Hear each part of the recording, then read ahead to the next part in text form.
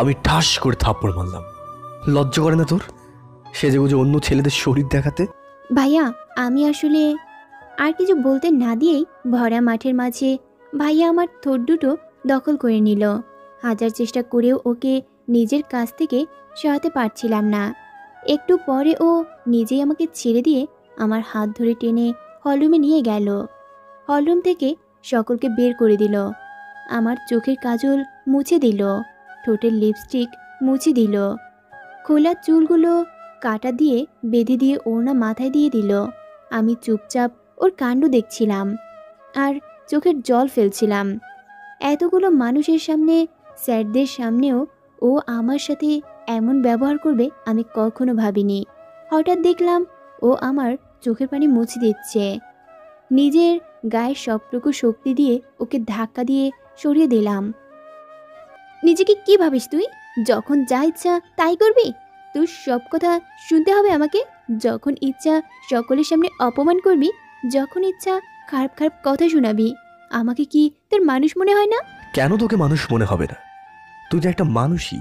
আর হ্যাঁ, শুধু মানুষ না, একটা হট সুন্দর আর সুইটেবল মেয়ে মানুষ। বাড়িতে বারবার বলেছিলাম বোরখা পরে ভার্সিটিতে আসতে। না, আমার কথা তোর পছন্দ হয় না। সকলকে শরীর দেখানোর জন্য টাইট ফিটিং জামা পরে এসেছিস, সাথে এত সাজগুজ। মানে হলো তুই আজ ছেলেদের চায়ের সাথে বিড়ি ফ্রি দিচ্ছিস। তাই টেস্ট করলাম খেতে কেমন। ফার্দার আমার কথার বাইরে কাজ করলে এর থেকেও খারাপ কিছু হবে, যেটা তুই ভাবতেও পারবি না। ছি ভাইয়া, তোর লজ্জা করে না আমাকে এইসব বলতে? ছি! কান্না করতে করতে হলরুম থেকে চলে আসলাম। বাইরে আসতেই সকলে আমার দিকে তাকিয়ে আছে। আমি আর 1 মিনিটও না দাঁড়িয়ে দৌড়ে সেখান থেকে চলে আসলাম। উদ্দেশ্য বাড়ি যাব। চলেন আমাদের পরিচয় দিয়ে দেই। আমি নেহা, অনার্স 2য় বর্ষের ছাত্রী। আর আজ আমাদের কলেজে নবীনবরণ অনুষ্ঠান ছিল। আর যে আমার সাথে এত বাজে বিহেভ করলো সে হলো আমার চাচাতো ভাই। ওর নাম নীল। ও অনার্স ফাইনাল ইয়ারের ছাত্র। খুব ভালো ছাত্র ও। স্যাররা সকলেই ওকে খুব ভালোবাসে, বিশ্বাস প্লাস ভরসা করে। পুরো কলেজের ক্রাশ ও, কারণ দেখতে অনেক হ্যান্ডসাম, উঁচু, ফর্সা, বডি ফিটনেস কোনো দিক দিয়ে কম না। আমরা এক বাড়িতেই থাকি, মানে আমাদের পরিবার আর ওদের পরিবার। নীল সকলের সাথেই খুব ভালো ব্যবহার করে, শুধু একমাত্র আমার সাথে এমন রুডলি ব্যবহার করে। কি রে, এই তো গেলি, এখনই চলে আসতে কেন? এমনি ভালো লাগছে না বলেই চলে আসতেই কাকিমা আমার হাত ধরে বলল, আমার মেয়েটার কি হয়েছে? আমার মেয়েটা কি আমাকেও বলবে না? কাকিমা আমার বন্ধুর মতো, সব কিছু আমি তার সাথে শেয়ার করি। তাই কাকিমাকে জড়িয়ে ধরে কান্না করে দিলাম। ঘরে এসে কাকিমাকে সবটা খুলে বললাম। কাকিমা একটু চুপ থেকে আমার কপালে একটা চুমু দিয়ে বলল, আচ্ছা, আমি নীলের সাথে কথা বলবো। ও আর তোর সাথে এমন করবে না। তবে হ্যাঁ, ও যখন মানা করেছে তুই এগুলা না পড়ে গেলেই পারতি। জানিস তো ও ছোটবেলা থেকেই এমন, তোকে কোনো ছেলের সাথে মিশতে দেয় না, আর না বাজে কোনো পোশাক পরতে দেয়। আচ্ছা, আর মন খারাপ করে থাকতে হবে না, চল লুডো খেলি। আমিও একটা হাসি দিয়ে বললাম, চলো খেলি। আমি আর কাকিমা বাইরে বসে লুডো খেলছিলাম আর মা রান্না করছিল। তখনই নীল ভাইয়া খুব রাগ নিয়ে বাড়ির ভেতরে এসে সোজা আমার রুমে গিয়ে আমার সব জামাগুলো বাইরে নিয়ে এসে রান্নাঘর থেকে দেশলাই কাঠি নিয়ে এসে আমার জামাগুলো পুড়িয়ে দিল।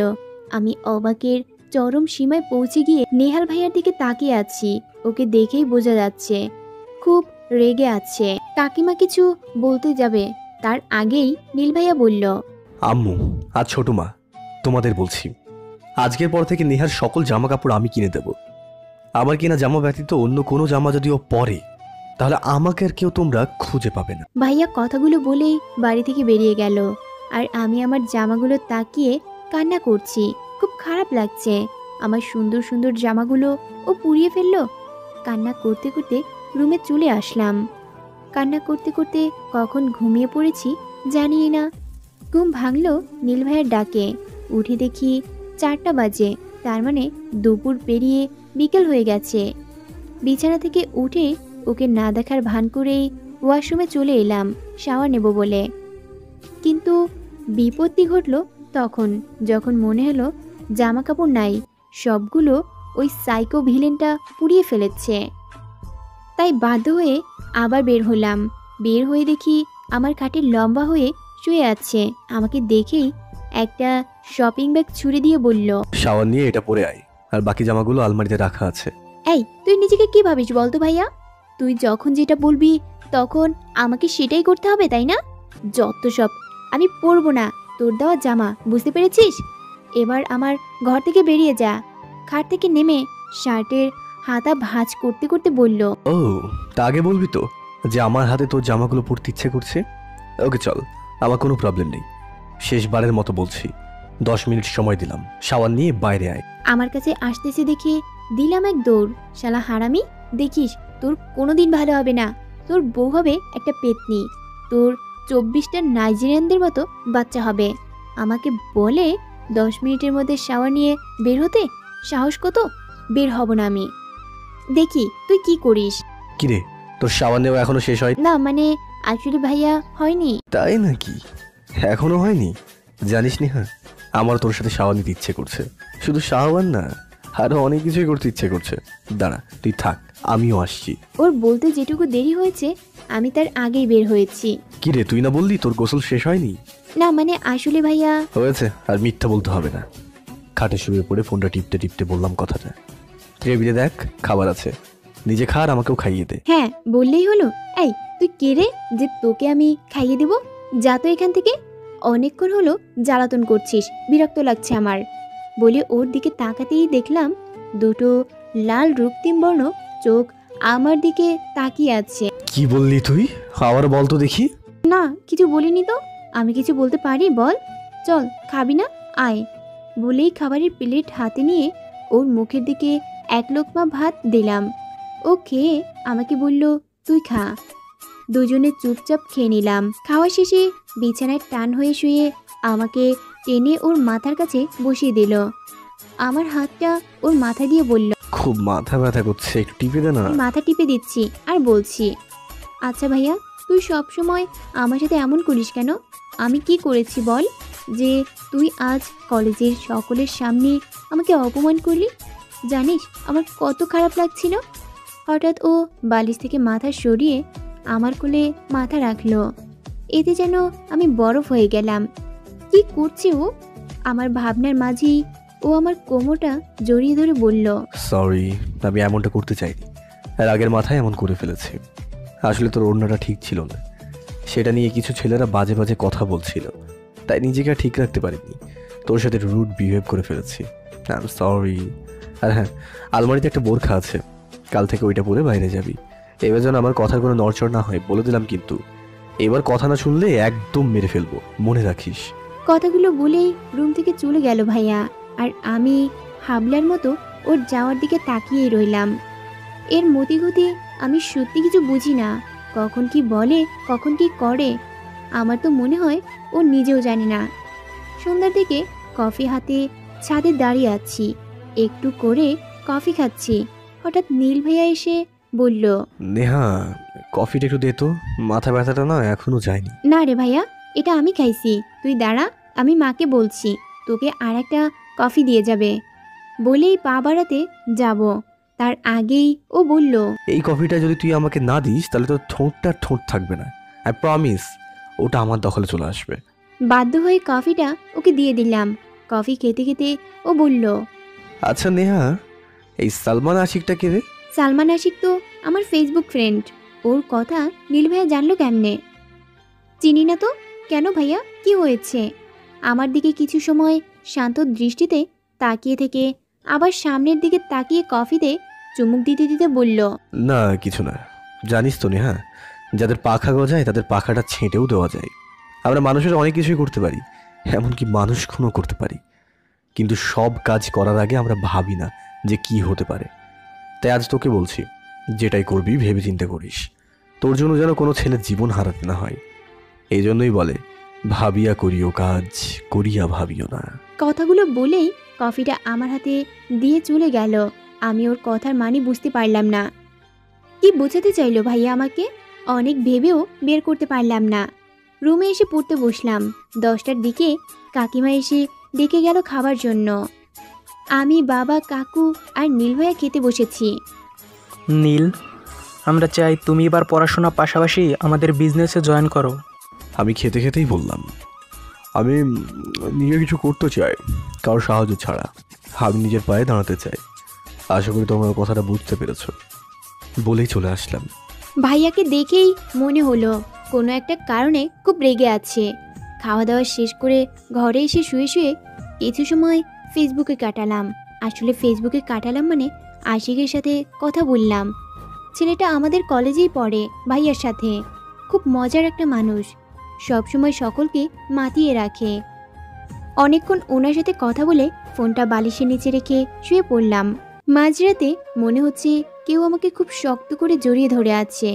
আমার নিঃশ্বাস নিতেও খুব কষ্ট হচ্ছে, আবার খুব ভয়ও করছে। চোখ খুলে দেখার চেষ্টা করলাম, কিন্তু অন্ধকারের জন্য কিছু দেখতে পারছিলাম না। ভয়ে ভয়ে বললাম, কে আপনি? আমার কথা যেন ওনার পছন্দ হলো না।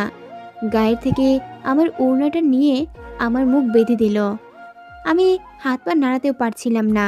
লোকটা ধীরে ধীরে আমার পেটের কাছে এসে জামাটা একটু সরিয়ে আমার পেটে একটা ডিপলি কিস করলো। সাথে সাথে আমার পুরো শরীরটা বরফ হয়ে গেল। হঠাৎ করে কিস করার জায়গায় খুব জোরে একটা কামড় দিল। ব্যথায় আমার চোখ দিয়ে পানি চলে আসলো। আমাকে কামড়ে দিয়ে লোকটা আমার হাতের মুঠোয় একটা কাগজ দিয়ে বেলকনি দিয়ে চলে গেল। আমি তাড়াতাড়ি উঠে ওড়নাটা সরিয়ে ঘরের লাইট দিয়ে কাগজটা খুলে পড়তে শুরু করলাম। নেহা সুইটহার্ট, তোমাকেই বলছি, আমি কি এটা জানার চেষ্টা করে কোনো লাভ হবে না, তাই বৃথা চেষ্টা করুন না। যেটা বলছি মন দিয়ে শোনো। আজকের পর থেকে তুমি যতবার কোনো ছেলের সাথে কথা বলবে ততবার আজকে যেটা হলো সেটাই হবে। ফেসবুক, ইমো, এমনকি নিজের ছেলে বন্ধুদের থেকেও দূরে থাকবে। নইলে এইভাবে প্রতিদিন রাতে এসে তোমাকে শাস্তি দিয়ে যাব। অনেক রাত হয়ে গেছে, এবার লক্ষ্মী মেয়ের মতো ঘুমিয়ে পড়ো। বাই। চিঠিটা পড়ে যেন আমি আকাশ থেকে পড়লাম। কে হতে পারে লোকটা? কেন এমন করলো আমার সাথে? আর আমি কার সাথে কথা বলবো না সেটা কি সে ঠিক করে দেবে নাকি? ইস, পেটটা আমার শেষ করে দিয়েছে। কোনো দিন মনে হয় কিছু খায় নাই, হনুমান কোথাকার। আর একদিন আসলে তোর কপালে দুঃখ আছে। তখনই ফোনে মেসেজ টোনটা বেজে উঠল। ওপেন করতেই দেখলাম একটা আননোন নাম্বার। এত চিন্তা করতে মানা করেছি না, তাড়াতাড়ি ঘুমিয়ে পড়ো। সকালে ঘুম থেকে উঠে খাবার খেয়ে কলেজের জন্য বের হতেই দেখি ভাইয়াও কলেজে যাচ্ছে। আমি ওর কাছে গিয়ে বললাম, ভাইয়া আমাকে একটু পুলিশের কাছে নিয়ে যাবি? ভাইয়া অবাক হয়ে বলল, পুলিশের কাছে গিয়ে কি করবি? একটা নাম্বার খুব ডিস্টার্ব করছে, সেটা কার নাম্বার এটা জানার জন্য। কেন জানি না ভাইয়া আর কোনো প্রশ্ন না করেই আমাকে নিয়ে থানাতে আসলো। আমি পুলিশকে নাম্বারটা দিয়ে জানতে চাইলাম কার নামে রেজিস্টার করা আছে, একটু দেখে আমাকে জানাতে। পুলিশ কাকে যেন ফোন দিয়ে নাম্বারটা দিল। তারপরে আমার পরিচয় নিল, প্লাস আমার আই কার্ডও দেখলেন। একটু পরে একটা ফোন আসলো। পুলিশটা কিছু না বলে ফোন রেখে দিয়ে আমার দিকে অবাক চোখে তাকিয়ে থেকে বলল, আমাদের কি আপনার পাগল মনে হচ্ছে? আমাদের সময়ের কোনো দাম নেই আপনার কাছে? নিজের নাম্বার নিজেই জানতে এসছেন? আমি আর নীল ভাইয়া অবাক হয়ে বললাম। তখনই লোকটার ফোন থেকে একটা মেসেজ আসলো। লোকটি সেটা ওপেন করে আমাদের দেখালো। সত্যি নাম্বারটা আমার নামে রেজিস্টার করা। খুব অবাক হলাম আমি। নীল ভাইয়া আমার দিকে তাকিয়ে বলল, এই নাম্বার তুই কবে তুলেছিস? তখন আমি কোনো উত্তরই দেই নাই ভাইকে। তারপর কলেজে গিয়ে কলেজ মাঠে দাঁড়িয়ে আছি। আমার সামনেই দাঁড়িয়ে আছে নীল ভাইয়া। ও এখন পর্যন্ত একটা কথাও বলেনি আমার সাথে। আমি নিজেও খুব চিন্তায় ছিলাম, নাম্বারটা আমার নামে কিভাবে রেজিস্ট্রি করা হলো। আমি তো কোনো সিম তুলিনি। আমার ভাবনার মাঝেই ভাইয়া বলল, কিছু খাবি? খুব অবাক হলাম আমি, কারণ এখন তো খাবারের অফার করার কথা ছিল না, আমার গালে চড় মারার কথা ছিল। তাহলে ও এত শান্তভাবে কি করে আছে? তার মানে কাজটা কি ভাইয়াই করেছে? কিরে, এত কি ভাবছিস? চল কিছু খেয়ে নি, খুব ক্ষুধা লেগেছে তো। ভাইয়া, আমার একটা কথা ছিল তোর সাথে। বল।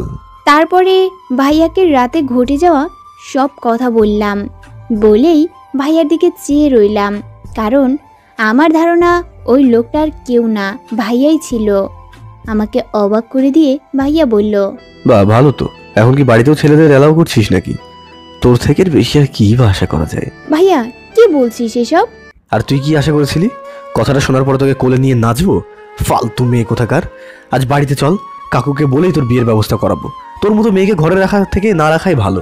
কথাগুলো বলেই ভাইয়া চলে গেল আর আমি পুরো বোকা বনে গেলাম। কোনো মতে তো ওই লোকটা ভাইয়া হতেই পারে না।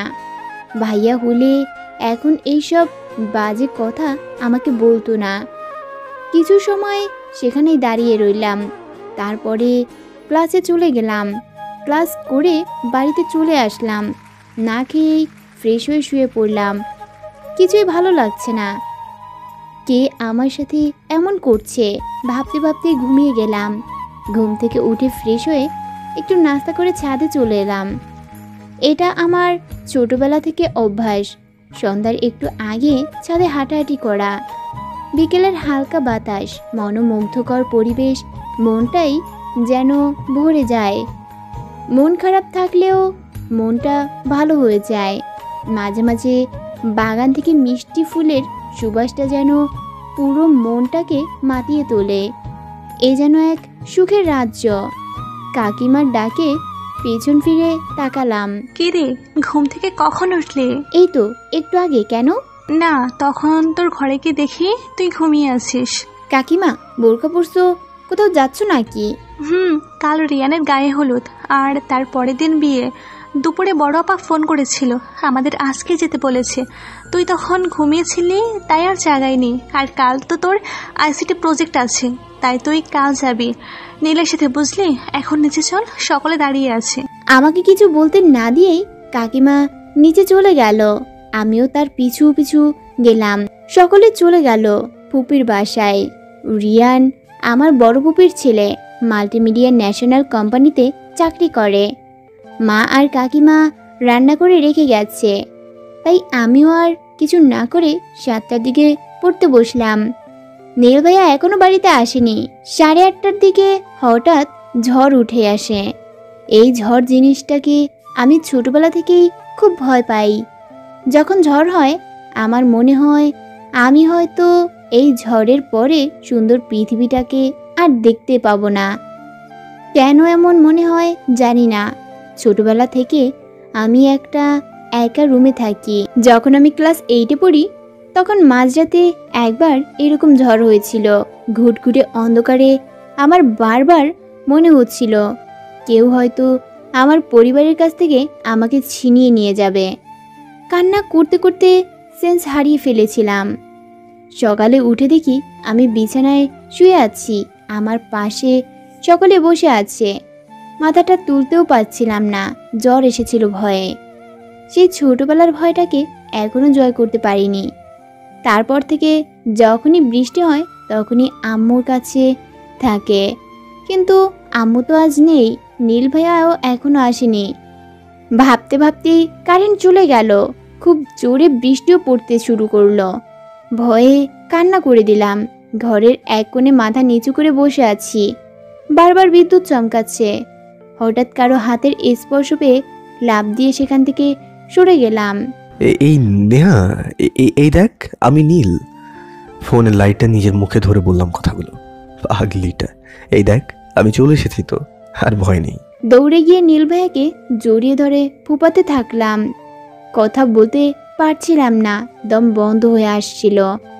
হঠাৎ ভাইয়া আমাকে কোলে তুলে নিল, কোলে করে নিজের ঘরে নিয়ে গেল। আমি তার শার্ট খামচে ধরে আছি। আমাকে খাটে বসিয়ে দিয়ে দুহাতে আমার মুখটা একটু উঁচু করে কপালে একটা চুমু দিয়ে বলল, আরে পাগলি একটা, আছি তো আমি, আর ভয় নেই। এই দেখ পুরো ভিজে গেছি, এমন থাকলে তোমার জ্বর আসবে। তুই একটু বস, আমি ভেজা জামা কাপড়গুলো ছেড়ে আসি একটু।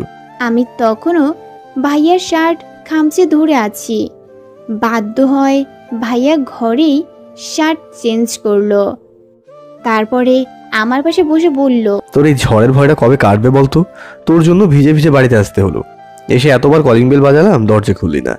শেষে ব্যালকনি দিয়ে পাইপ বেয়ে ঘরে আসতে হলো। সরি ভাইয়া। খুব ক্ষুধা লাগছে। রান্না করেছিস কিছু? না, মা কাকিমা রান্না করে রেখে গেছে। তারপরে আমরা দুজন মিলে খেয়ে নিলাম। কিন্তু আমি চিন্তা করছি আমি আজ রাতে ঘুমাবো কিভাবে। নীল ভাইয়া কেউ তো কিছু বলতে পারবো না। অন্য সময় হলে ভাইয়াকে বলতাম আমাকে আমার মতো থাকতে দে, আমি নিজেকে নিজের মতো গুছিয়ে নিয়েছি। কিন্তু এই ঝড়ের সময় বলতে ইচ্ছা করছে, যেও না আমায় ছেড়ে, যেও না আমায় ছেড়ে। এইসব ভাবছিলাম, হঠাৎ ভাইয়া বলল, এত ভাবতে হবে না, আজ রাতে আমার রুমে ঘুমা, আমি সোফাতে ম্যানেজ করে নেব। আমি খাটে শুতে শুতে বললাম, ভাইয়া তোর খাটটা তো অনেক বড়, তুই চাইলে খাটেও শুতে পারিস। ও যেন এই কথারই অপেক্ষায় ছিল। আমি বলার সাথে সাথে সোফা থেকে উঠে এসে খাটে শুয়ে ফোন টিপতে লাগলো।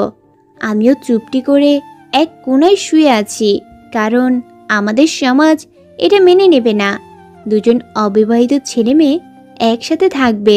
এটা আসলেই ভালো চোখে দেখায় না। কিন্তু আজ আমি আমার ভয়ের কাছে নিরুপায়। এসব ভাবতে ভাবতে ঘুমিয়ে পড়লাম। সকালে ঘুম থেকে উঠে দেখি আমি নীল ভাইয়ার বুকে ঘুমিয়ে আছি, আর সে পরম যত্নে আমাকে দুই বাহু দিয়ে আগলে রেখেছে। কিন্তু আমি ভাবছি অন্য কথা, আমি তো দূরেই ঘুমিয়েছি, তাহলে ওর বুকে আসলাম কি করে? সকালে নাস্তা বানিয়ে ঘরে গেলাম কলেজে যাওয়ার জন্য রেডি হতে। হঠাৎ ফোনের রিংটনটা বেজে উঠল। ওপেন করেই দেখি সেই নাম্বারটা। কিছু সময় আছে, তখন আমাদের আশেপাশে কি হচ্ছে না হচ্ছে কিছুই আমার বুঝতে পারিনি।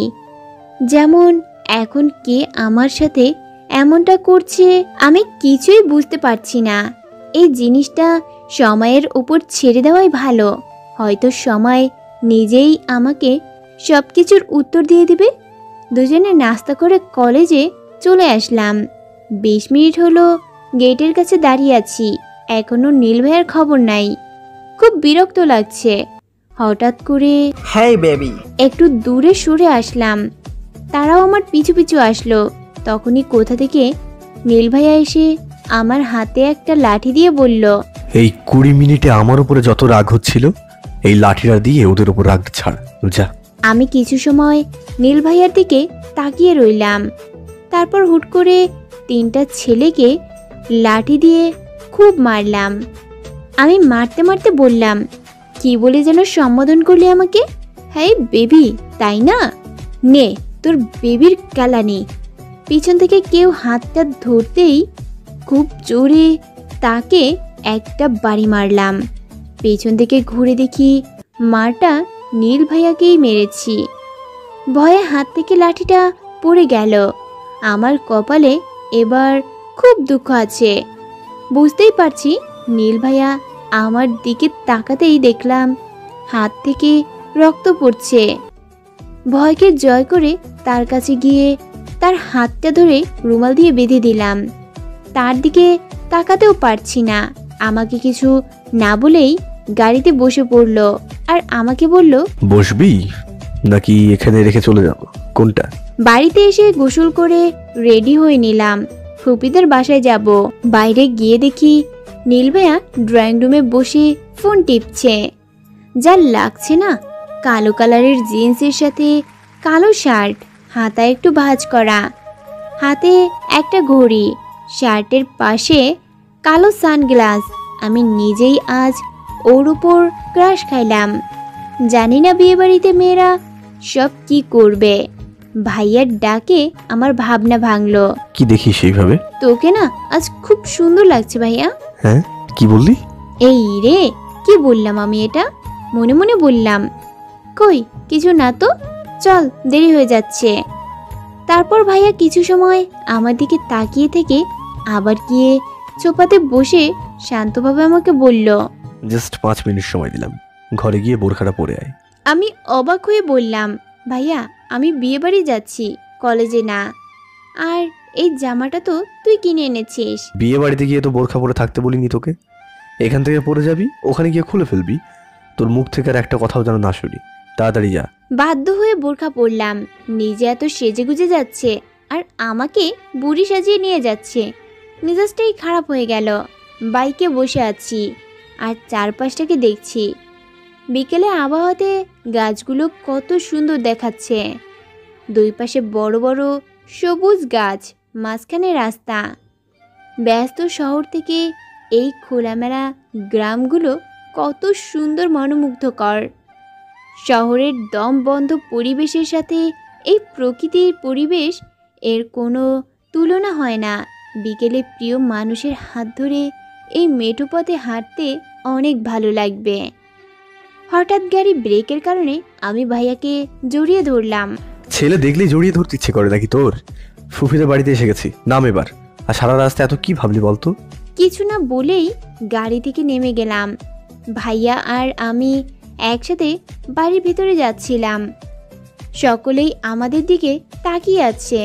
অনেক বয়স্ক ব্যক্তিরা বলল আমাদের দুজনকে নাকি অনেক মানিয়েছে। একটা মহিলা এসে বলল যে, কিরে নীল, আমাদের না বলেই বিয়ে করে নিলি? তবে হ্যাঁ, বউটা অনেক সুন্দর, তোর সাথে খুব মানাইছে তোদের দুজনকে। আমি তার কথা শুনে অবাক চোখে নীল ভাইয়ার দিকে তাকালাম।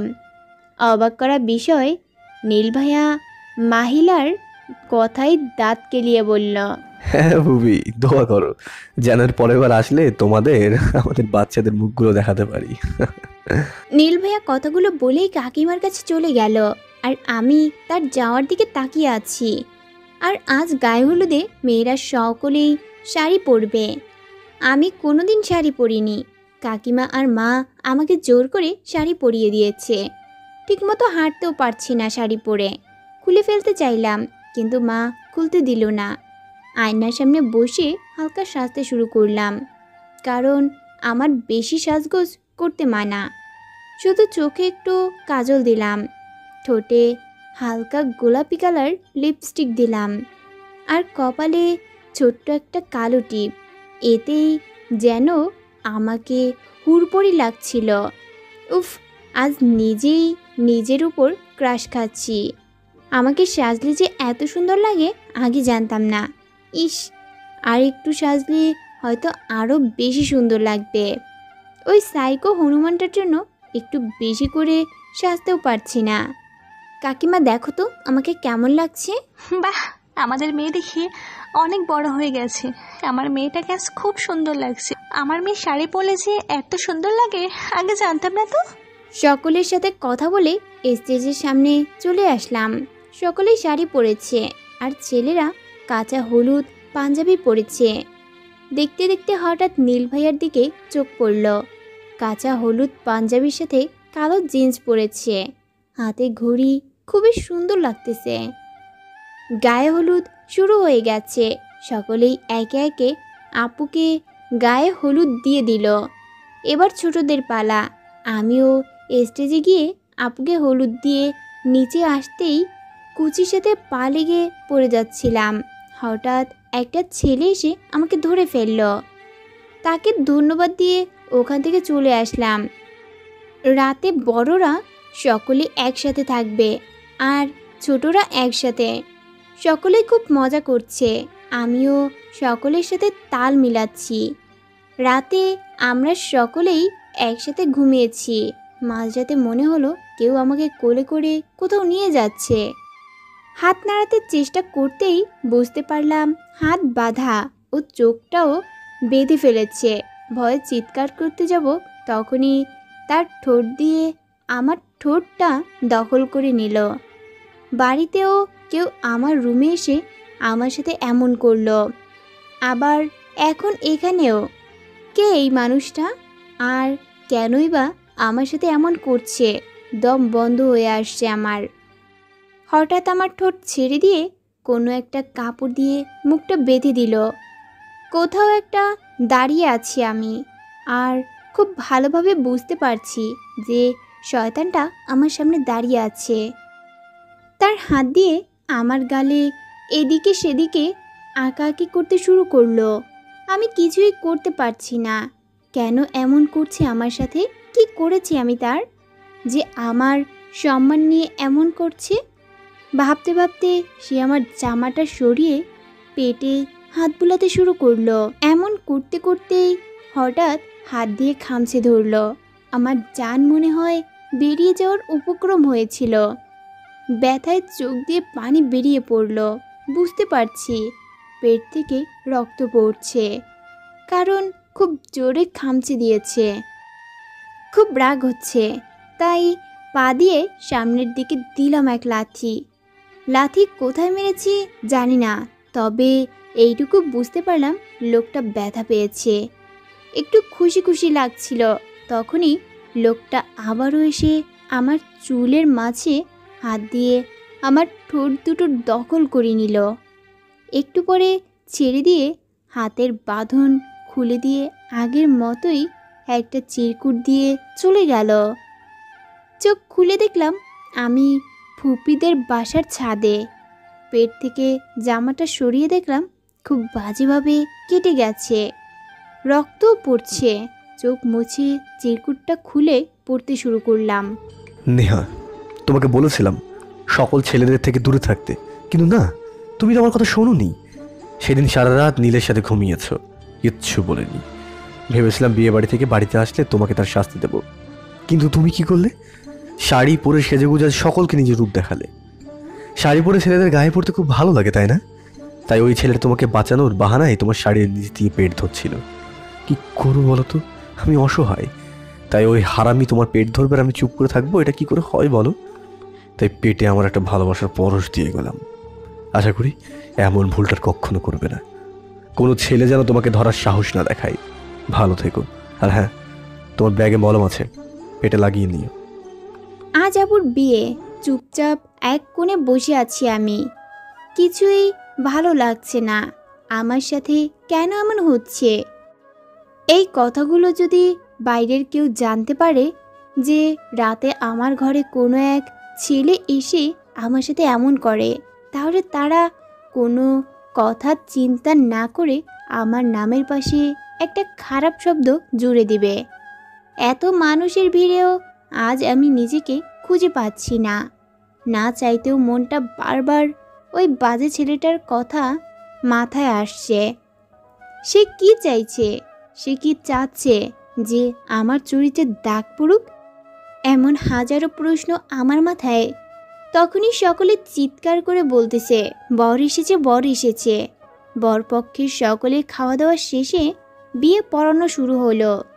বিয়ে পড়ানো দেখে ঘরে যাচ্ছিলাম, কোথা থেকে একটা ছেলে এসে আমার হাত ধরে বলতে শুরু করলো, হেই, আমি রিয়ান। তোমাকে না দেখতে খুব সুন্দর লাগছে। এভাবে মৌমাছিদের মতো ঘুরে বেড়াচ্ছ কেন? সকলেই তো মধু চাইবে। এমনিতেও মেজাজ ঠিক নেই। এর কথায় আরও খারাপ হয়ে গেল। তাই কোনো কিছু চিন্তা না করেই তার গালে কষি একটা থাপ্পড় মারলাম। পুরো বিয়ে বাড়ির লোক আমার দিকে তাকিয়ে আছে। মা, কাকিমা, বাবা সকলেই এসে আমাকে জিজ্ঞাসা করলো কি হয়েছে। নীল ভাইয়া হাত দুটো মুঠো করে এক সাইডে দাঁড়িয়ে আছে।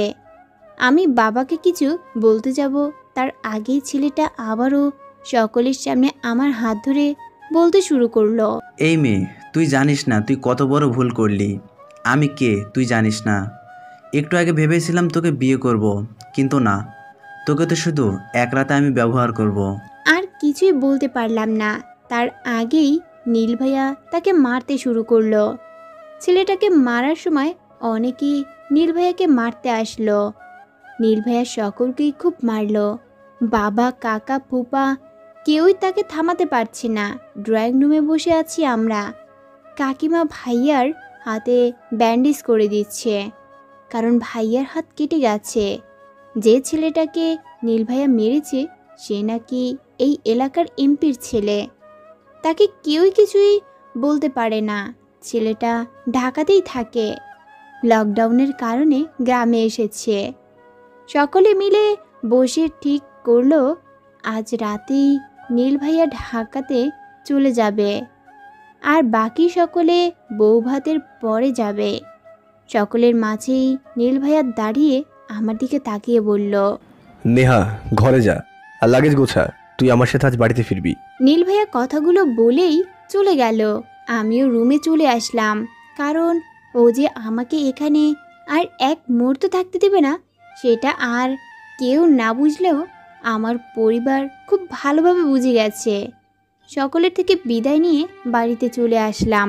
ঘরে গিয়ে ফ্রেশ হয়ে নে, আমি হোটেল থেকে খাবার আনছি। অনেক রাত হয়ে গেছে, এখন আর রান্না করতে হবে না। কথাগুলো বলেই ভাইয়া বাইরে চলে গেল। আমিও রুমে চলে আসলাম। খুব ক্লান্ত লাগছে, তাই ফ্রেশ হয়ে বিছানাতে গাটা এলিয়ে দিলাম। কখন যে ঘুমিয়ে গেছি বলতে পারি না। নীল ভাইয়ার ডাকে ঘুম ভাঙলো। নেহা, এই নেহা, কিরে নেহা, উঠ উঠে খেয়ে নে। কথাগুলো বলেই চলে যাচ্ছিল। আমি হাতটা ধরে বললাম, ভাইয়া তুই খাবি না?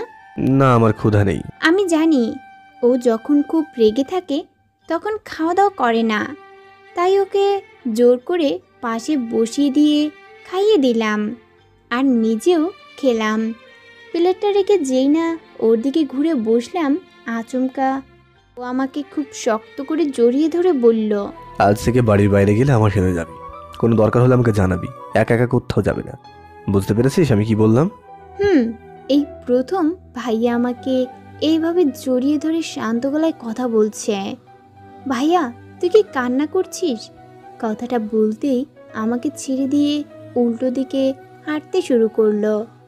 আমি অনেকবার ডাকলাম, কিন্তু ও আমার কথা শুনল না। এইভাবেই কেটে গেল কিছুদিন। বাড়ির সকলেই চলে আসছে। আমার এখন বাড়ির বাইরে গেলে ভাইয়ার সাথে যেতে হয়। আমি একা কোথাও যেতে পারবো না, এটা নীল ভাইয়ার কথা। আজ কলেজ থেকে ফেরার সময় রাস্তার ওপারে ফুচকার দোকান দেখে ভাইয়াকে বললাম ফুচকা খাবো। ঠিক আছে, তুই এখানে দাঁড়া, আমি নিয়ে আসছি, বাড়িতে গিয়ে খাবি। এখানে রাস্তায় দাঁড়িয়ে খাওয়াটা ঠিক না। কথাগুলো বলেই ভাইয়া ফুচকা আনতে চলে গেল। আর কিছুক্ষণ পরেই নেহা, নেহা, এই নেহা, এই এই এই- এই যে ভাই, এখানে একটা মেয়ে দাঁড়িয়ে ছিল দেখেছেন, কালো বোরখা পরে? হ্যাঁ, একটু আগেই কয়েকটা লোক কালো মুখোশ পরে মেয়েটার মুখ বেঁধে একটা কালো গাড়িতে করে ওইদিকে নিয়ে গেছে। লোকটার কথা শুনে 2 কদম পিছিয়ে গেল। ভাইয়াও খুব জোরে চিৎকার করে বলল, নেহা। চোখ খুলে কিছুই দেখতে পারছিলাম না, কারণ ঘরটা অন্ধকার। বুঝতে পারছি রাত হয়ে গেছে। কতক্ষণ এভাবে ঘুমিয়েছি জানি না, মাথাটাও খুব ব্যথা করছে। হঠাৎ দরজা খোলার শব্দে দরজার দিকে তাকালাম। কেউ একজন ভিতরে এসে ঘরের লাইট অন করলো। মানুষটাকে দেখে আমার পুরো দুনিয়াটা ভেঙে পড়ল। খুব ভালোই বুঝতে পারলাম আমার সাথে খুব খারাপ কিছু হবে। বারবার আল্লাহকে ডাকছিলাম আর মনে মনে ভাবছিলাম, যাই হোক না কেন নীল ভাইয়া আমার কিছু হতে দিবে না। কেন জানি আজ নীল ভাইয়াকে খুব ভরসা করতে ইচ্ছে করছে। হ্যাঁ, ছেলেটা আর কেউ না, আমি যাকে বিয়ে বাড়িতে চর মেরেছিলাম সেই এমপির ছেলে রিয়ান। আমার ভাবনার মাঝেই রিয়ান আমার সামনে এসে আমার মুখটা শক্ত করে ধরে বলল, কি ভেবেছিলি আমার থেকে বেঁচে গেছিস? তোকে আমি ভালোভাবে বলেছিলাম আমি তোকে বিয়ে করতে চাই, আর তুই সকলের মাঝে আমাকে অপমান করলি। আজ সেই অপমানের প্রতিশোধ নেব তোর শরীরটাকে ব্যবহার করে। তার কথাই যেন আমার মাথায় বাজ পড়ল। তাহলে কি আজ আমার পুরো জীবনটা শেষ হয়ে গেল? আমার হাত পাও বাঁধা, চাইলেও কিছু করতে পারবো না। হঠাৎ রিয়ান আমার গা থেকে ওড়নাটা নিয়ে মেঝেতে ফেলে দিল। আমার দম যেন বন্ধ হয়ে আসছিল। তখনই কেউ একজন লাথি দিয়ে দরজা ভেঙে ভিতরে আসলো। মানুষটাকে দেখে আমার দেহে যেন প্রাণ ফিরে আসলো, কারণ আমাদের সামনে রক্তিম চোখ নিয়ে হাতটা মুঠো করে নীল ভাইয়া রিয়ানের দিকে তাকিয়ে আছে, সাথে পুলিশও এসেছে। নীল ভাইয়া আমার এমন অবস্থা থেকে নিজেকে আর ঠিক রাখতে না পেরে রিয়ানকে খুব মারলো। পরে পুলিশ এসে নীল ভাইয়াকে সরিয়ে দিয়ে রিয়ানকে নিয়ে চলে গেল।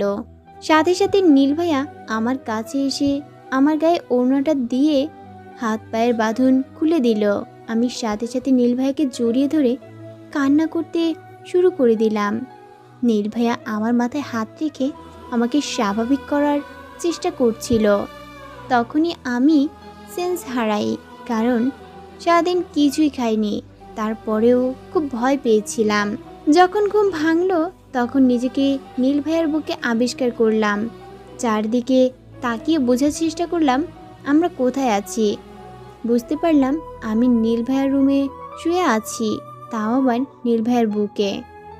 আমাকে নড়তে দেখেই নীল ভাইয়া তাড়াতাড়ি উঠে আমাকে বলতে শুরু করলো, এই এই এই নেহা, তুই ঠিক আছিস তো?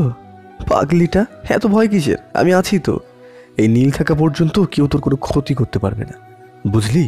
কথাগুলো বলেই আমাকে আবার বুকে টেনে নিল। আমি কিছুই বলছিলাম না, আসলে কি বলবো বুঝতেও পারছিলাম না। হঠাৎ নীল ভাইয়া আমাকে ছেড়ে দিয়ে বাইরে চলে গেল। একটু পরে আবার আসলো হাতে খাবার নিয়ে। নে, এবার কোনো কথা না বলে চুপচাপ খাবারটা শেষ করে দে। কথাগুলো বলেই নীল ভাইয়া আমার মুখে খাবার তুলে দিল। খাওয়া শেষে আমি বললাম, ভাইয়া বাড়িতে কি কেউ নেই? আছে তো। তোর এমন মনে হলো কেন যে কেউই নেই? না আসলে আমি তোর রুমে এত রাতে, তারপরেও আমার সাথে এত কিছু হয়ে গেল, তারপরেও বাড়ির কাউকে দেখতে পারছিলাম না। না রে পাগলি, বাড়িতে সকলে আছে, সকলেই তোর কাছে ছিল। সারাদিন সকলের ওপর দিয়ে অনেক ঝড় গেছে, সকলেই খুব ক্লান্ত, তাই আমি সকলকে জোর করে নিজেদের ঘরে পাঠিয়ে দিয়েছি। আর আমি নিজেই তোকে আমার ঘরে রেখেছি। অনেক রাত হয়ে গেছে, আর খুব ঘুমও পাচ্ছে, আর কোনো কথা বলতে ইচ্ছে করছে না। চল ঘুমাবো। কথাটা বলেই টেবিলে প্লেটটা রেখে আমাকে কোলে নিয়ে খাটের মাঝে নিয়ে এসে এসির পাওয়ারটা বাড়িয়ে দিয়ে কাঁথাটা দুজনের গায়ে দিয়ে আমাকে নিজের বুকের মাঝে জড়িয়ে নিয়ে ঘুমিয়ে গেল।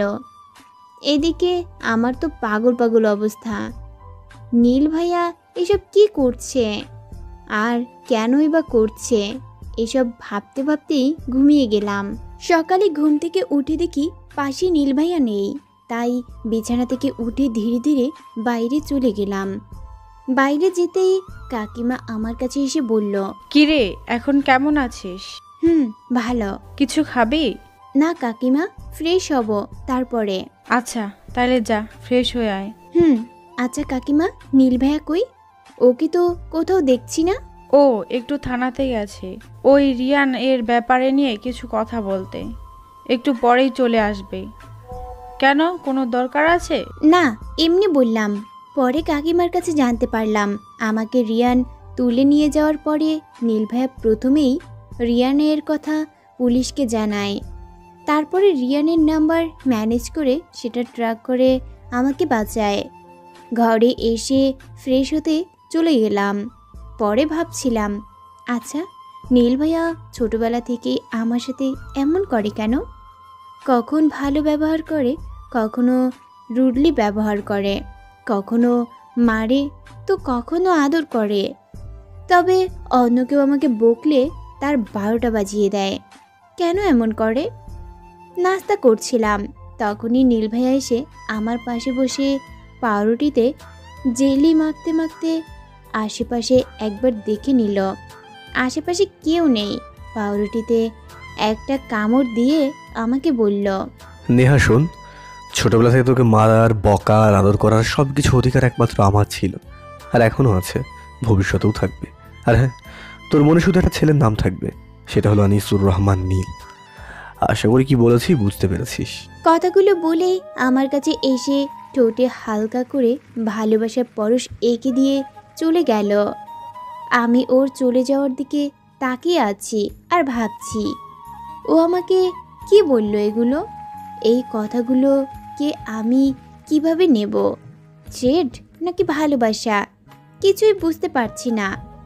সারাদিন আর নীল ভাইয়ের সাথে দেখা হয়নি। রাতে খেয়ে রুমে চলে আসলাম ঘুমাতে। খুব গরম, তাই প্লাজোর সাথে গেঞ্জি পরে শুয়ে পড়লাম। গেঞ্জি শুধু নিজের রুমেই পরি, কারণ এখনও শহরের আধুনিকতাকে আয়ত্ত করতে পারিনি। শুয়ে শুয়ে ফোনে গান শুনছিলাম। 11টা বাজে। হঠাৎ ব্যালকনি দিয়ে নীল ভাইয়া আমার রুমে আসলো। ওকে দেখে লাফ দিয়ে বিছানা থেকে উঠে ওড়নাটা গায়ে জড়িয়ে নিয়ে বললাম, এই তুই এত রাতে আমার রুমে কি করিস? হ্যাঁ, লজ্জা করে না তোর এত রাতে একটা মেয়ের রুমে আসতে? তখনই একটা কাগজ আমার সামনে দিয়ে বলল, না করে না, এবার বেশি কথা না বলে লক্ষ্মীর মতো এতে একটা সই করে দে। এটা কিসের কাগজ? এটা তোর বিয়ের রেজিস্ট্রি পেপার হারামি। এটা কলেজ থেকে পাঠিয়েছে, বলেছে আজকের মধ্যে সই না করে দিলে 3rd ইয়ারে আর তুলে দেবে না। আমার বন্ধু শাহিন পেপারটা আমাকে নিয়ে এসে দিয়েছে।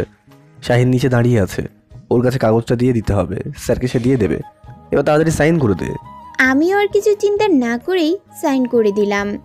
ও ব্যালকনি দিয়ে কাগজটা শাহিন ভাইয়াকে দিয়ে আবার আমার রুমে এসে খাটে শুয়ে বলল, সকলে ঘুমিয়ে পড়েছে, খুব ক্ষুধা লেগেছে, যা আমার জন্য খাবার নিয়ে আয়। কি হলো, চুপচাপ দাঁড়িয়ে আছেন কেন? যান খাবার নিয়ে আসুন মহারানী। বাধ্য হয়ে ওর জন্য খাবার নিয়ে এসে খাবার খাইয়ে দিলাম। আচ্ছা নেহা, আমাদের মুসলমান মেয়েদের বিয়ের সময় কি বলতে হয়? খুব অবাক হলাম ওর প্রশ্নে। এটা কোনো প্রশ্ন হলো?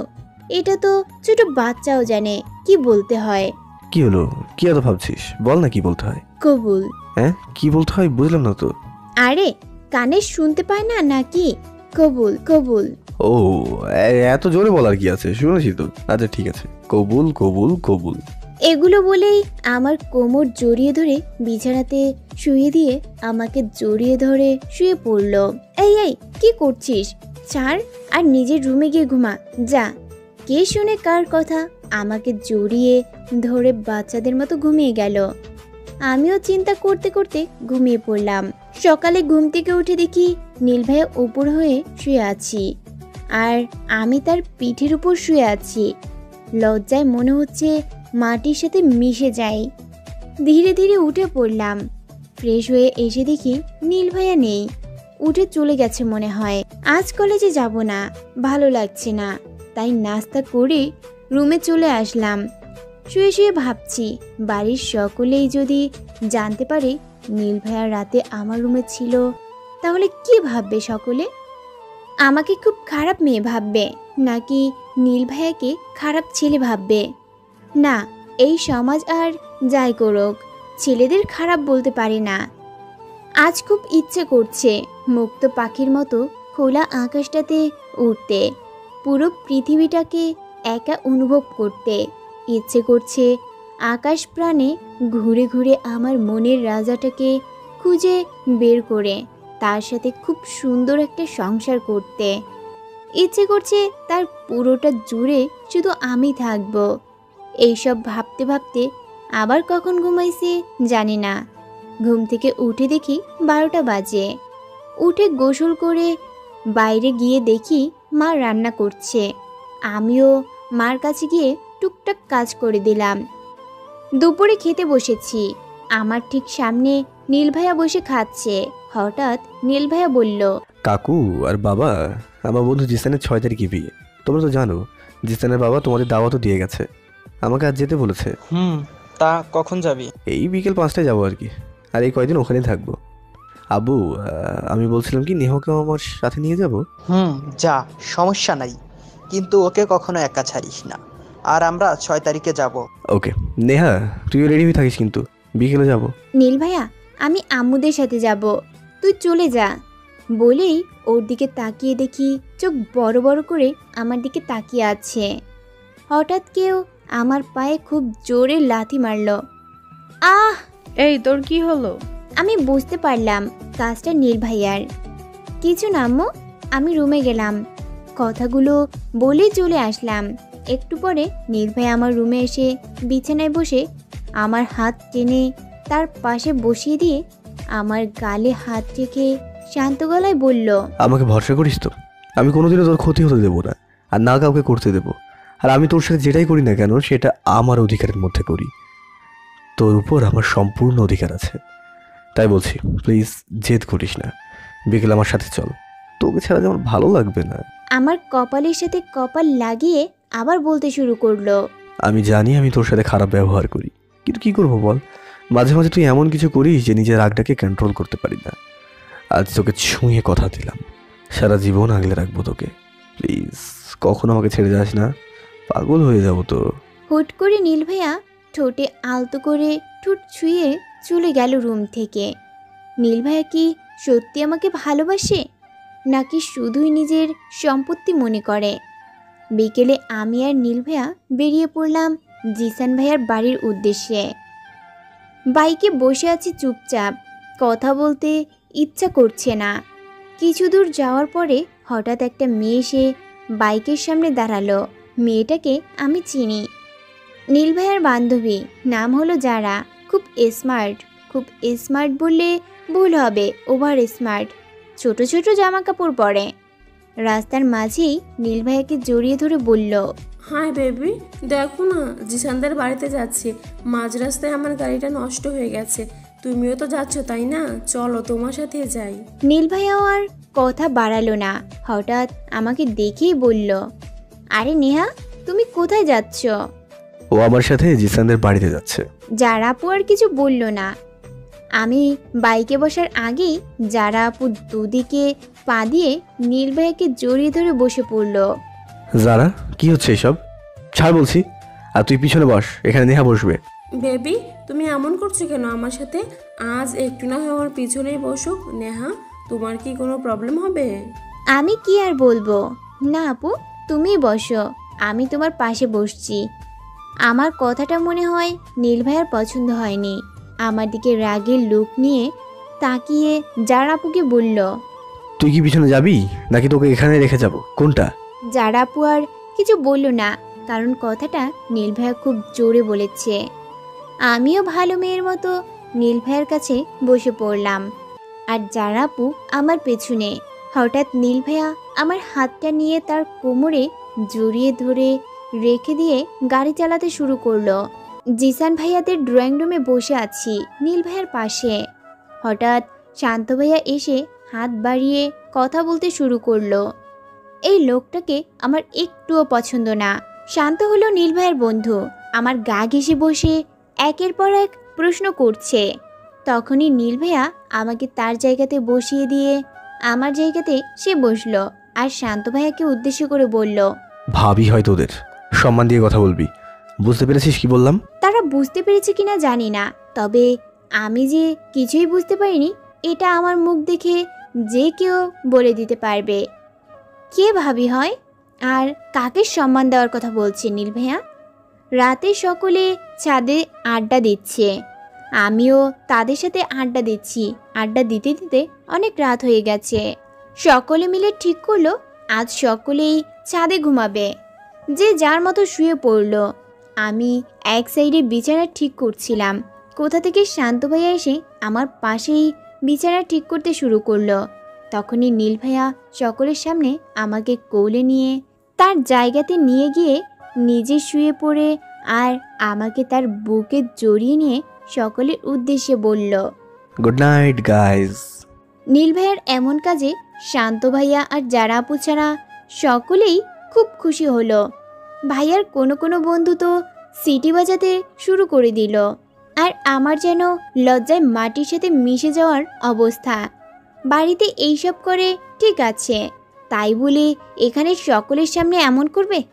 উফ, সকলে কি না কি ভাবছে কে জানে। এই ভাইয়া, তোর কি কোনো কমন সেন্স নাই?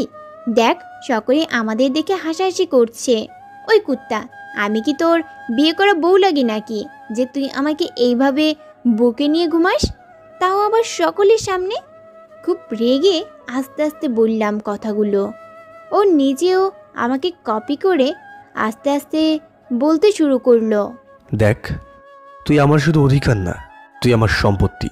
আর আমার সম্পত্তিকে রক্ষা করা তো আমার একান্তই দায়িত্ব। তাই আমার সম্পত্তিটাকে আমি মুরগি বানিয়ে শেয়ালের মাঝে কিভাবে রাখবো বল?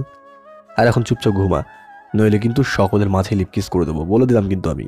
একে কোনো বিশ্বাস নেই, তাই চুপচাপ ওর বুকে মাথা রেখে শুয়ে আছি। অনেক রাত হয়ে গেছে, এখনো ঘুম আসছে না। দুপুরে ঘুমিয়েছিলাম, তার জন্য মনে হয় এমন হচ্ছে। ওর বুক থেকে মাথাটা তুলে দেখলাম সকলেই ঘুমিয়ে পড়েছে। হঠাৎ আমার চোখ গেল নীল ভাইয়ার ঘুমন্ত মুখটার উপর। এই সাইকো ভিলেনটাকে ঘুমের মাঝে এত সুন্দর লাগে আগে কখনো খেয়াল করিনি। সবসময় বক বক করা ঠোঁট দুটো এখন চুপচাপ দুজনের সাথে লেগে আছে। চোখের পাপড়িগুলো একটু বড় বড়, মনে হচ্ছে চোখটাতে একটা চুমু এঁকে দেই। ছি ছি, এইসব আমি কি ভাবছি? ধুর, ভাবছি তো কি হয়েছে, এই লুচ্চাটা তো আমাকে সবসময় চুমু দেয়, আমি একটা দিলে কি এমন ক্ষতি হবে? আর তাছাড়া ও তো দেখবে না, ও তো ঘুমিয়ে আছে। সব কিছুকে দূরে রেখে নিজের মনের ইচ্ছাটাকে মেনে নিলাম।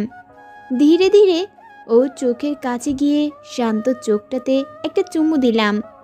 এতে যেন মনটাকে শান্ত করতে পারলাম না, তাই ওর সারা গালে অনেকগুলো চুমু দিলাম। আজ আমার কি হয়েছে আমি নিজেও জানি না। বারবার মনে হচ্ছে আমি নিজের মাঝে নেই। ওর কপালে আর একটা চুমু দিতেই ও চোখ খুলে অসহায় ভাব নিয়ে আমাকে বলল, সারা মুখ চোখে চুমু দিয়ে ভরিয়ে দিলি, কিন্তু আমার এত সুন্দর গোলাপি ঠোঁটটা এত চোখে পড়লো না। ওর তাকানো দেখে যেন আমার মরে যেতে ইচ্ছা করছিল। তার মানে ও জেগেছিল, আমাকে বোকা বানিয়েছে। ছি ছি ছি ছি, আমি এখন ওর দিকে তাকাবো কিভাবে? কি ভাবছে ও? ছি, নিজেকে নিজের চড়াতে ইচ্ছা করছে।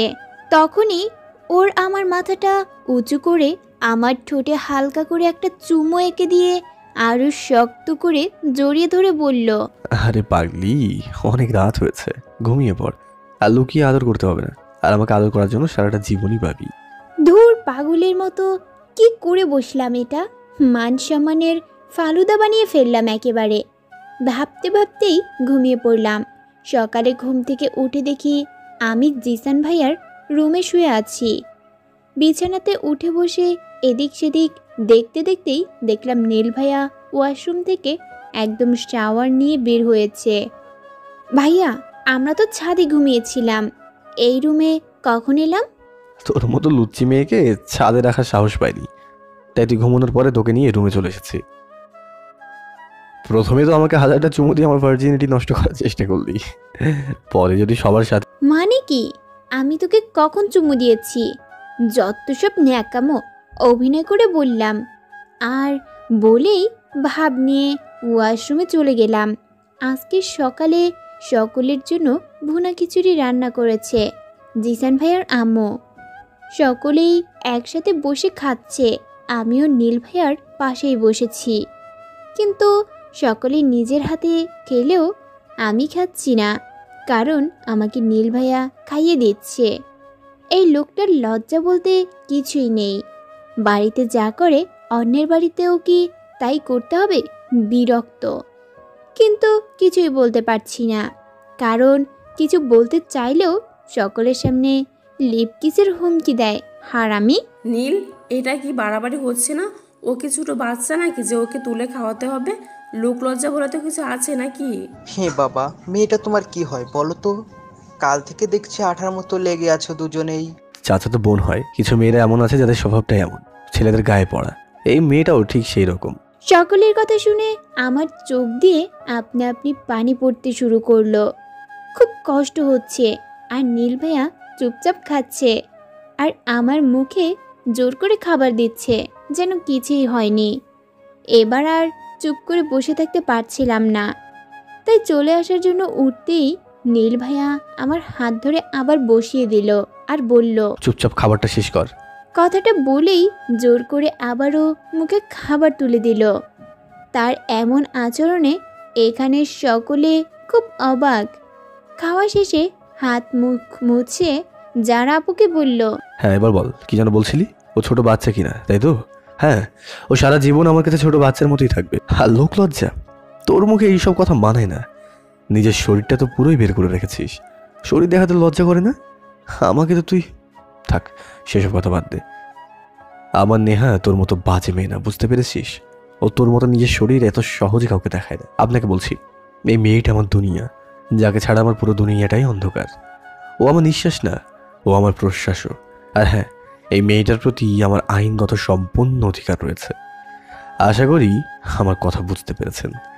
আজ যারা তোকে বলছি, কোনো দিন যদি আমার নেহার নামটাও মুখে নিস, তাহলে তোর পুরো জীবনটা নরক বানিয়ে দেবো। Got it? আমার দিকে ঘুরে আমার চোখের পানি মুছে দিয়ে কপালে একটা চুমু দিয়ে বলল, কেউ কিছু বললে চুপ করে থাকতে নেই, প্রতিবাদ করতে শিখতে হয়। মনে রাখিস, অন্যায় যে করে আর অন্যায় যে সয়, দুজনেই সমান অপরাধী। সারাদিন সকলেই কাজে ব্যস্ত ছিল। নীল ভাইয়ারাও সকলে কাজ করেছে আর জিসান ভাইয়ার সাথে মজা করেছে। জিসান ভাইয়া মালিশা আপুর সাথে ফোনে কথা বলছে আর কাজ করছে। জিসান ভাইয়ার হবু বউ হলো মালিশা আপু, আর আমি জিসান ভাইয়ার আম্মুর সাথে টুকটাক কাজ করছি। আন্টির সাথে আমার আগে থেকেই পরিচয়। আন্টি আমাকে খুব ভালোবাসে, নিজের মেয়ের মতোই আগলে রাখে। এর মাঝে নীল ভাইয়া কাজ করছে আর একটু পর পর এসে আমার কিছু লাগবে কিনা জিজ্ঞাসা করছে। নীল মনে হয় তোকে খুব ভালোবাসে। খুব। আমি যে ওর ছোট বোন, তাই এত ভালোবাসে। পাগলি মেয়ে, কে কেমন ভালোবাসে এটা যদি এখন না বুঝিস তাহলে চলবে বল? মানে? কিছু না, এক সময় তুই নিজেই আমার কথার মানেটা বুঝতে পারবি। জিসান ভাইয়ার রুমে বসে আছি, আমার পাশেই নীল ভাইয়া বসে আছে, তার পাশে তার বন্ধুরা আর জিসান ভাইয়ার কাজিনরাও বসে আছে। তারা সকলে মিলে ঠিক করলো আজ গায়ে হলুদে মেয়েরা কলাপাতা কালারের শাড়ি পরবে আর ছেলেরা কলাপাতা কালারের পাঞ্জাবি পরবে। এটা ঠিক করে যে যার রুমে চলে গেল রেডি হতে, আর আমি নীল ভাইয়া আর জিসান ভাইয়ার রুমে। জিসান, তুই যা ওয়াশরুমে গিয়ে রেডি হয়ে নে, আমি আর নেহা তোর পরে রেডি হচ্ছি। আসলে আমি আর নীল ভাইয়া জিসান ভাইয়ার রুমেই থাকছি। এই রুমটা মনে হচ্ছে আমাদের। আমরা দুজন এই একটা রুমে থাকি। এটা নিয়ে আন্টি বা জিসান ভাইয়া কেউ কিছুই বলে না, সকলেই জানে আমরা আলাদা থাকি। শুধু আন্টি আর জিসান ভাইয়া জানে আমরা একসাথে থাকি। আমি ভেবে পাই না এরা দুজনে কিছু বলছে না কেন। জিসান ভাইয়া রেডি হয়ে রুম থেকে চলে গেল। নীল ভাইয়া আমার হাতে একটা লেহেঙ্গা ধরিয়ে দিয়ে বলল, এটা পরে আয় যা। কিন্তু ভাইয়া, ওরা সকলে তো শাড়ি পরবে, আমি একা কেন লেহেঙ্গা পরবো? আর এটা তুই কখন কিনলি? দেখ নেহা, আমার বেশি কথা বলা পছন্দ না, আর তুই শাড়ি পরে সকলের সামনে যাবি না, ব্যাস। আর একটা কথাও শুনতে চাই না, আমি বসে আছি, তুই যা রেডি হয়ে নে। ভাইয়ের কথা শুনে ভুরু কুচকে ওর দিকে তাকিয়ে রইলাম। এইভাবে তাকিয়ে কি দেখিস? হ্যাঁ, যা রেডি হয়ে নে। ওর সাথে আর কথা না বাড়িয়ে ওয়াশরুমে চলে আসলাম। তার মানে কি ওই ছেলেটা নীল ভাইয়া ছিল যে আমাকে রাতে রাতে এসে শাস্তি দিয়ে যায়? সেও তো চায় না আমি শাড়ি পরে কারো সামনে যাই, তার জন্য আমার পেটে খামচি দিয়ে গেছে।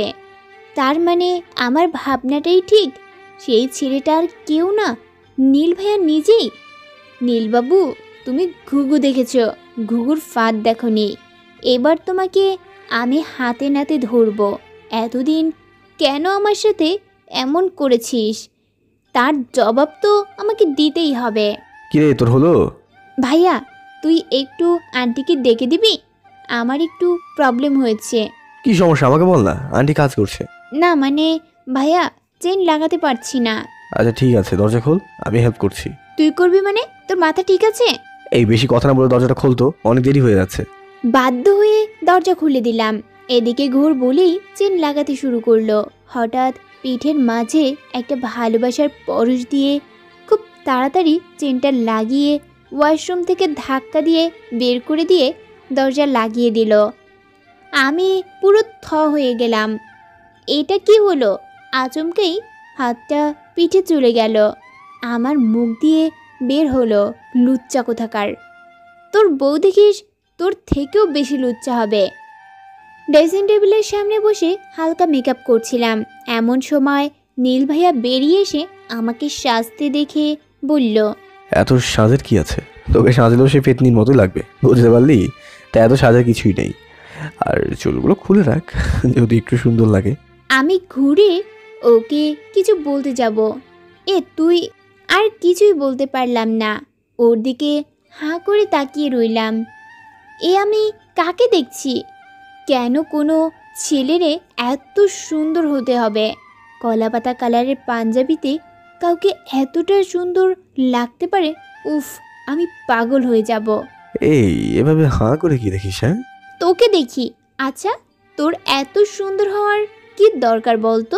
জানিস প্রতিদিন কত মেয়ে তোর উপর ক্রাশ খায়? ও তোর মাথা। আর কিছু বলতে দিলাম না, ওর ঠোঁটের উপর আঙুল দিয়ে বললাম, চুপ, আজ আমি বলবো আর তুই শুনবি, বুঝলি? আচ্ছা বলতো, ছোটবেলা থেকে আমাকে এত ভালোবাসিস কেন? এত আগলে রাখতি কেন? নিজের বউ বানাবি বলে? আচ্ছা, যদি ভালোই বাসিস তাহলে আমার সাথে এমন কেন করিস? আর কেনই বা লুকিয়ে লুকিয়ে ভালোবাসিস? এই তোকে আমি কেন ভালোবাসতে যাব? ও তাই না, ওকে ওয়েট।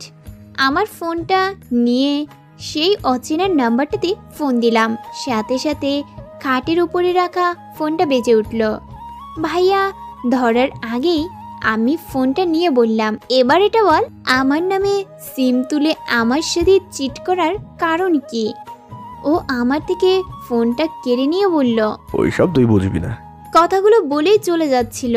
আমি পেছন থেকে ওকে জড়িয়ে ধরে বললাম, ছোটবেলা থেকেই আমার সব কিছু নিয়ে যখন তুই বকাবকি করতি, তখন আমার একটুও ভালো লাগতো না। কলেজে কোনো ছেলে আমার সাথে মিশতো না, কারণ তুই তাদের মানা করে দিয়েছিস। তখন খুব রাগ হতো, নিজেকে তোর হাতের পুতুল মনে হতো। কিন্তু আপুর বিয়েতে যখন রিয়ানকে তুই মারলি, আমাকে ওখান থেকে নিয়ে চলে আসলি, আবার ও রিয়ান এর থেকে আমাকে বাঁচিয়ে নিজের বুকে নিয়ে ঘুমালি। প্রতি রাতে আমি ঘুমানোর পরে আমার কপালে গুনে গুনে 10টা চুমু দিতি। তখন বুঝতে পারলাম তুই হয়তো আমাকে ভালোবাসিস, কিন্তু হয়তো দিয়ে তো আর কিছু হয় না, তাই বুঝেও না বোঝার ভান করে চুপ থাকতাম।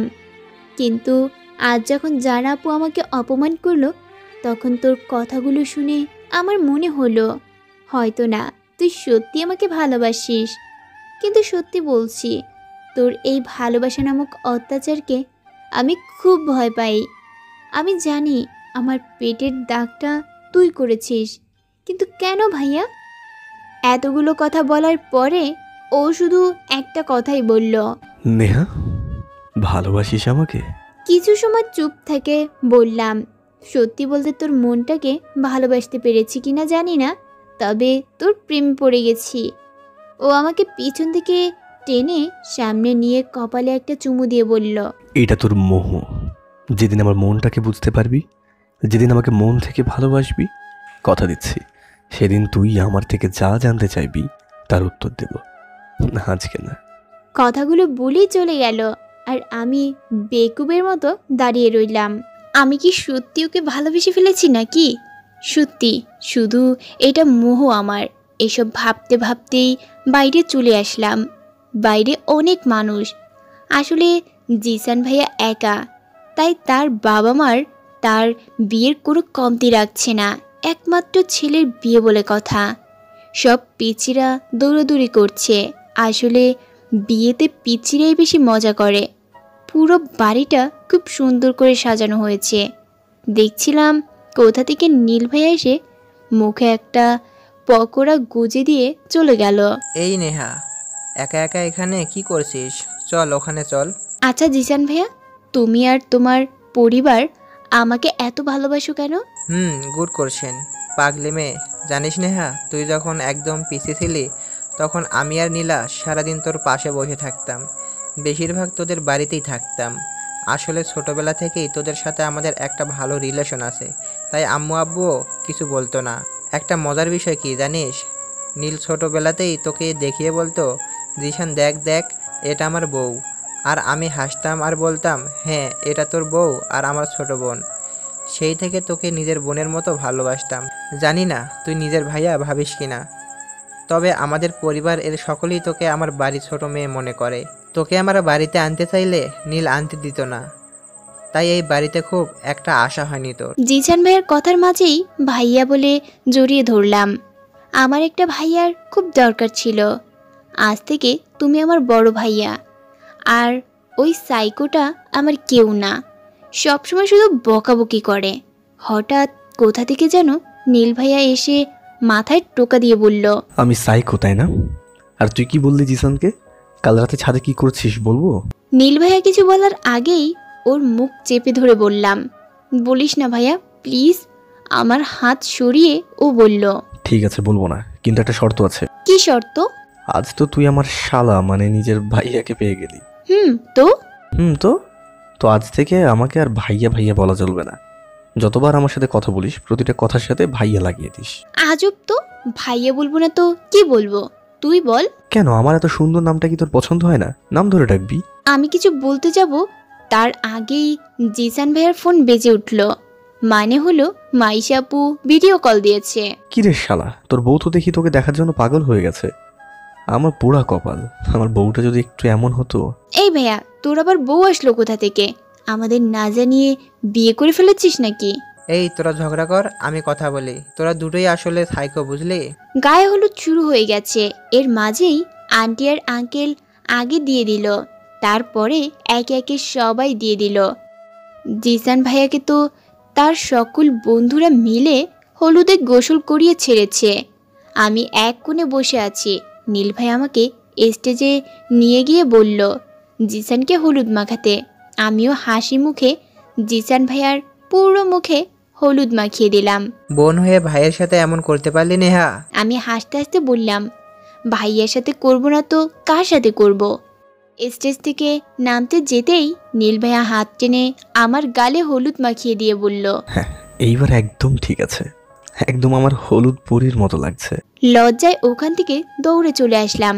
কোথা থেকে যারা আপু এসে আমাকে বলতে শুরু করলো, এই মেয়ে, তুমি নীলকে কী তাবিজে বশীকরণ করেছো বলো তো, যে ও তুমি ছাড়া আর কোনো মেয়ের দিকেই তাকায় না? এই কদিনে এটা খুব ভালোভাবেই বুঝতে পেরেছি যারা আপু নীল ভাইয়াকে ভালোবাসে, তাই ওকে একটু জ্বালানোর জন্য বললাম, এটা ভালোবাসার তাবিজ গো আপু, তুমি বুঝবে না। এই তাবিজের কথা মনে হলেই আমার আর নীলের একটা গান মনে আসে, জানো তো আপু? কি গান? নীল ভাইয়া জ্বালাইয়া গেল মনের আগুন নিভাইয়া গেল না। তোমার যদি বিশ্বাস না হয় নীলকে গিয়ে বলো, যাও। যারা আপু আমাকে আর একটা কথা না বলে নীল ভাইয়ার কাছে চলে গেল। নীল, তোমার সাথে আমার একটা কথা আছে। বলো, কি কথা? আচ্ছা নীল, তোমার তাবিজের কথা মনে হলে কিসের কথা মনে পড়ে? তখনই নীল ভাইয়ার ফোনে টুক করে একটা SMS আসলো।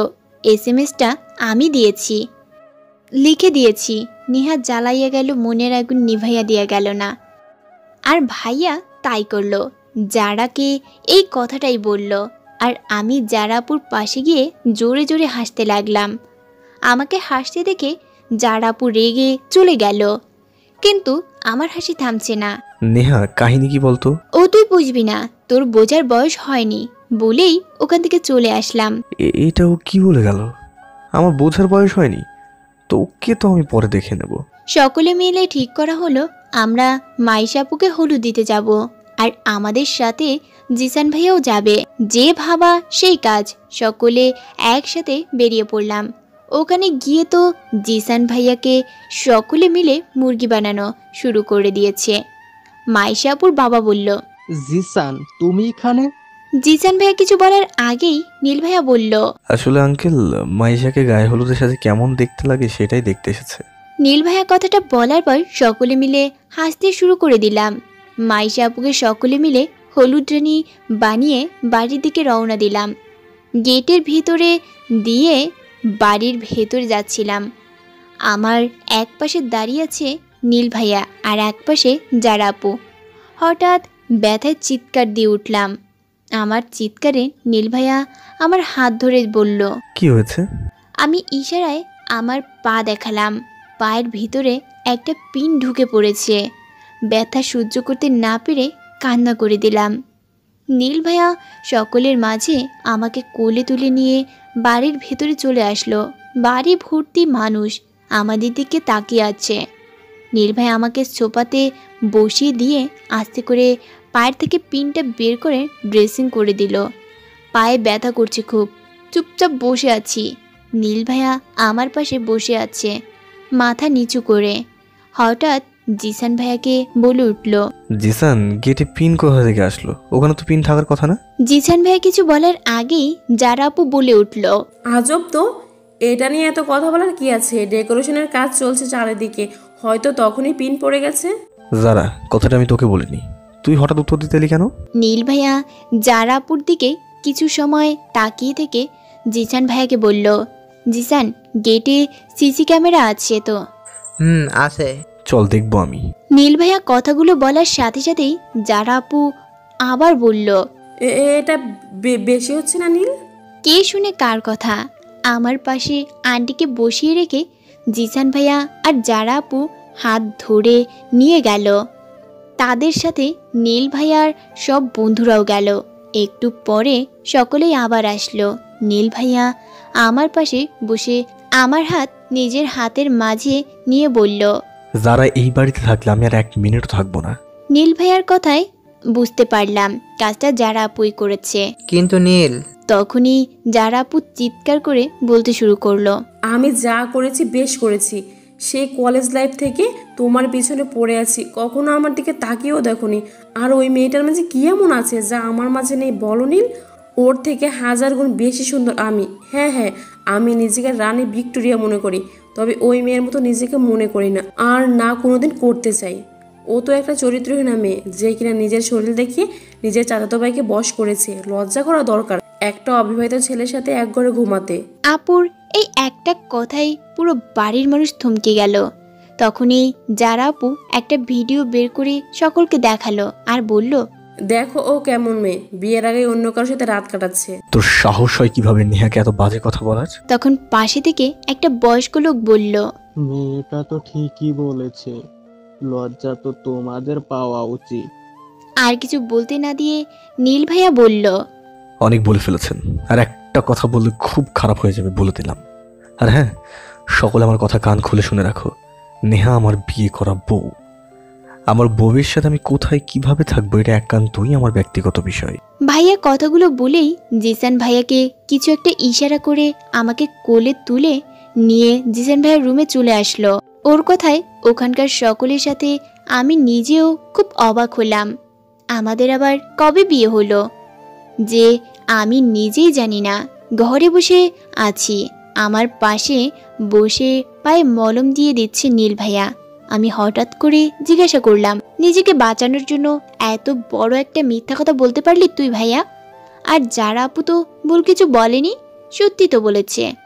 একটা অবিবাহিত মেয়ে হয়ে তোর সাথে রাত কাটাচ্ছি, কথাটা বলতে যতটা না দেরি হয়েছে, আমাকে থাপ্পড় মারতেও নীল ভাইয়ের অত সময় লাগেনি। আর কোনোদিন যদি এইসব বাজে কথা বলিস তো জিভ টেনে ছিঁড়ে ফেলবো, বলে দিলাম। ভাইয়া কথাগুলো বলেই আমাকে বুকের সাথে জড়িয়ে নিয়ে বলল, আমি কোনো মিথ্যে কথা বলিনি। তখনই জিসান ভাইয়া রুমে ঢুকে পড়ে আর চোখে হাত দিয়ে বলে, সরি, ভুল সময় চলে আসলাম, আপনাদের রোমান্সটা নষ্ট করে দিলাম।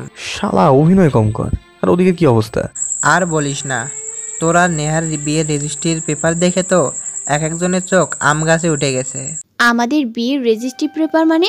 তখনই জিসান ভাইয়া আমার হাতে একটা কাগজ দিয়ে বলল, এটা পড়ো, সব বুঝতে পারবে।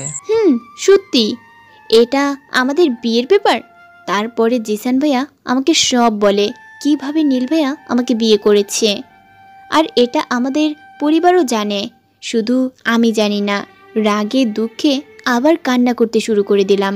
জিসান ভাইয়া আমার একটা কাজ করে দিবে? কি কাজ বল? আর এভাবে কান্না করিস না আমার লক্ষ্মী বোন, প্লিজ। আমাকে একটা হোস্টেলের ব্যবস্থা করে দিতে পারবে? আমি এখন থেকে হোস্টেলে থাকবো। আমার কথা শুনে নীল ভাইয়া আমার দিকে তাকিয়ে আছে, যেন তার চোখের পলক আর পড়ছে না। একবার জিসান ভাইয়ার দিকে তাকিয়ে কি যেন ইশারা করলো। জিসান ভাইয়া দরজা লক করে চলে গেল। আমি আর এখানে থাকবো না বলে কাটা পা নিয়ে নিচে নামতেই নীল ভাই আমার হাত ধরে টেনে নিজের কোলে বসিয়ে দিয়ে বাঁধা চুলগুলো খুলে দিয়ে আমাকে জড়িয়ে ধরে চুলের মধ্যে মুখ ডুবিয়ে নেশার ধারা কণ্ঠে বলল, আমাকে ছেড়ে কখনো যাস না নেহা, প্লিজ। মরে যাবো তো তোকে ছাড়া। আমি জানি না কেন যেন তোকে ছাড়া আমার নিঃশ্বাস নিতেও কষ্ট হয়। তোকে না দেখলে পাগল পাগল লাগে। কখনো যাস না, প্লিজ। আমি বুঝতে পারছিলাম নীল ভাইয়া কান্না করছে আর কথাগুলো বলছে। আমি তার দিকে ঘুরে তার গলাটা জড়িয়ে ধরে বললাম, যাব না, কিন্তু একটা শর্ত আছে। কি শর্ত? তুই আমাকে চিট করে বিয়ে করেছিস। কেন করেছিস আমি জানি না, আর জানতেও চাই না। তবে আমার রাগ কমবে একটা কাজ করলে। কি কাজ তুই বল, আমি তোর জন্য সব কাজ করতে পারবো। আমি তার চোখের পানিগুলো মুছে দিয়ে বললাম, তুই যদি আমার কথায় রাজি হোস তাহলে আমি তোর কাছেই থাকব। আমার শর্ত হলো জিসান ভাইয়াদের বিয়ের পরে তার সাথে আমাকে আবার বিয়ে করতে হবে সকলের সামনে, যেন আমাকে আর কেউ বাজে মেয়ে বলতে না পারে। বিয়ে শেষ করে আমরা দুজনে বাড়িতে চলে যাব এবং বাড়িতে গিয়ে গুনে গুনে 1 বছর তোকে আমার থেকে দূরে থাকতে হবে, মানে আমার হাতটাও ধরতে পারবি না, এইভাবে থাকতে হবে। কথাটা বলে আমি তার দিকে হাসি মুখে তাকালাম, আর সে আমার দিকে অসহায়ভাবে তাকিয়ে আচমকা আমাকে জড়িয়ে ধরে বলল, হ্যাঁ এমন করিস না প্লিজ।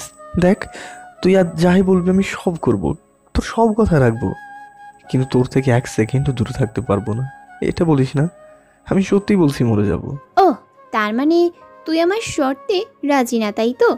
ওকে, আমি আব্বুকে বলে এমন জায়গাতে চলে যাব তুই কোনো দিনও আমাকে খুঁজে বের করতে পারবি না। Dear cheating husband. ভাইয়া একটু ভেবে বলল, ঠিক আছে আমি রাজি, কিন্তু আমি তোর সাথে থাকবো। এটা তুই 1000 বারণ করলেও আমি শুনবো না। কাল আমাদের আবারও বিয়ে হবে এবং কাল থেকে তুই আমার রুমে আমার সাথেই থাকবি। তবে হ্যাঁ, তোকে কথা দিচ্ছি, তোর অনুমতি ছাড়া তোকে জড়িয়ে ধরে ঘুমানোর বাইরে আর কিছুই করবো না। আমি কিছু বলতে যাব তখনই জিসান ভাইয়া দরজার বাইরে থেকে বলল, আসতে পারি? আয়। এই নে তোদের খাবার। নেহার তো পায়ের ব্যথা, বাইরে গিয়ে খেতে আসতে পারবে না, তাই তোদের দুজনের খাবার দিয়ে গেলাম। খেয়ে ঘুমিয়ে পড়, রোমান্সটা না হয় পরেই করিস। তখনই আমি নীল ভাইয়াকে বললাম, আচ্ছা ভাইয়া তোরা এক একটা এত ভিলেন কেন বলতো? নীল ভাইয়া কিছু বলার আগেই জিসান ভাইয়া বলল, আচ্ছা নীল, নেহার যদি বাচ্চা হয় তাহলে তুই ওর কি হবি বলতো? চল আমি বলি, তুই হবি নেহার বাচ্চার মা, কারণ নেহা তোকে 1000 বার ভাইয়া বলে প্রমাণ করে দেয়, তুই তার বাচ্চার মামা হবি। জিসান ভাইয়ের কথায় নীল ভাইয়া আমার দিকে রক্তিম চোখ নিয়ে তাকালো। সেই সুযোগে জিসান ভাইয়া আগুনে ঘি ঢেলে চলে গেল। বিপদে পড়লাম আমি আস্তে করে বললাম, আমার না খুব ক্ষুধা লাগছে। ও আর কিছু বলল না, খাবারের প্লেটটা হাতে নিয়ে আমাকে খাইয়ে দিল আর নিজেও খেয়ে নিল। তারপরে পায়ে মলম লাগিয়ে দিয়ে কাটা জায়গাটা একটা চুমু দিল। আমি সাথে সাথে পা সরিয়ে নিয়ে বললাম, কি করছিস? মাথা ঠিক আছে তোর? তুই পায়ে চুমু দিচ্ছিস কেন? তো কোথায় চুমু দেবো তুই বলে দে। অসভ্য বলেই উল্টো দিক হয়ে শুয়ে পড়লাম। একটু পরে দেখি ও আমার কাছে শুয়ে পড়ল। এই তুই এখানে কি করছিস? যা এই রুম থেকে অন্য রুমে ঘুমা, আর নয়তো নিচে ঘুমা। আমার কথায় ও একটু চুপ থেকে আমাকে জড়িয়ে ধরে পুরো নিজের উপর নিয়ে নিল। তারপরে কানের কাছে এসে বলল, খুব সাহস বেড়ে গেছে তাই না? পাখা গজিয়েছে, পাখা কাটতে কিন্তু আমার একটু সময় লাগবে না। আজ লাস্ট বার বলে দিলাম, নিজের কাছ থেকে আমাকে সরানোর কথা চিন্তাও করবি না। যদি করিস তাহলে কিন্তু খুব খারাপ হয়ে যাবে, বলে দিলাম আমি। আমার ঘাড়ে খুব জোরে একটা কামড় দিল। আমি ব্যথায় চিৎকার করে উঠলাম। সাথে সাথে ও ঠোঁট জোড়া দিয়ে আমার ঠোঁটটা দখল করে নিল। একটু পরে ছেড়ে দিয়ে বলল, এইভাবে চিৎকার করিস না, বাইরের মানুষ অন্য কিছু মনে করবে। আমি লজ্জায় ওর বুকে মুখ লুকালাম।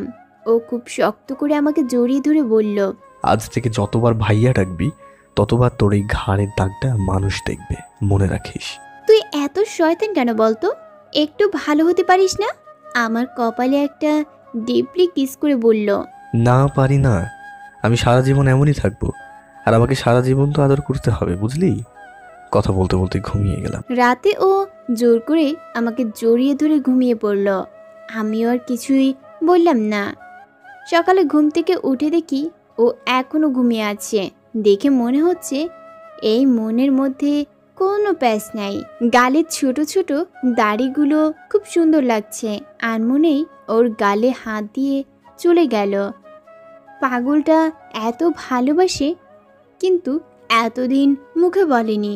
ওর কপালে একটা চুমু দিয়ে ফ্রেশ হতে চলে গেলাম। এসে দেখি ও খাটে বসে আছে। কি রে ভাইয়া, এভাবে বসে আছিস কেন? আমার কথার উত্তর না দিয়ে আমার হাতে একটা শপিং ব্যাগ দিয়ে বলল, আজ বিয়েতে এটা পড়বি, ঠিক আছে? ভাইয়া কথাগুলো বলেই ওয়াশরুমে চলে গেল। ব্যাগে একটা সাদা গাউন ছিল, সোনালি সুতোর কাজ করা। খুব সুন্দর লাগছিল গাউনটা। ভাইয়ার চয়ে যাচ্ছে, নইলে কি আর আমার মতো সুন্দর মেয়ের প্রেমে পড়ে? কথাগুলো একটু জোরেই বলছিলাম। পিছন থেকে ভাইয়া বলল, তাই নাকি? পাগল হয়েছিস নাকি তুই? তোকে কে বলেছে তুই সুন্দর? পাগল হতে যাব কেন? আমি যদি সুন্দর না হতাম তুই কি আমার প্রেমে পড়তি? তোর মাথায় গোবর ছাড়া কিছুই নেই, বুঝলি না? হ্যাঁ, তুই তো জানিসই ছোট থেকে আমি কোনো সুন্দর মেয়ের সাথে কথা বলি না। আসলে সুন্দর মেয়েতে আমার অ্যালার্জি আছে, তাই তো তোর মতো পেতনিকে বিয়ে করেছি। ওই তুই কি বললি? আর কিছু বলতে পারলাম না। ওর নিজের ঠোঁট দিয়ে আমার ঠোঁট দুটো দখল করে নিল।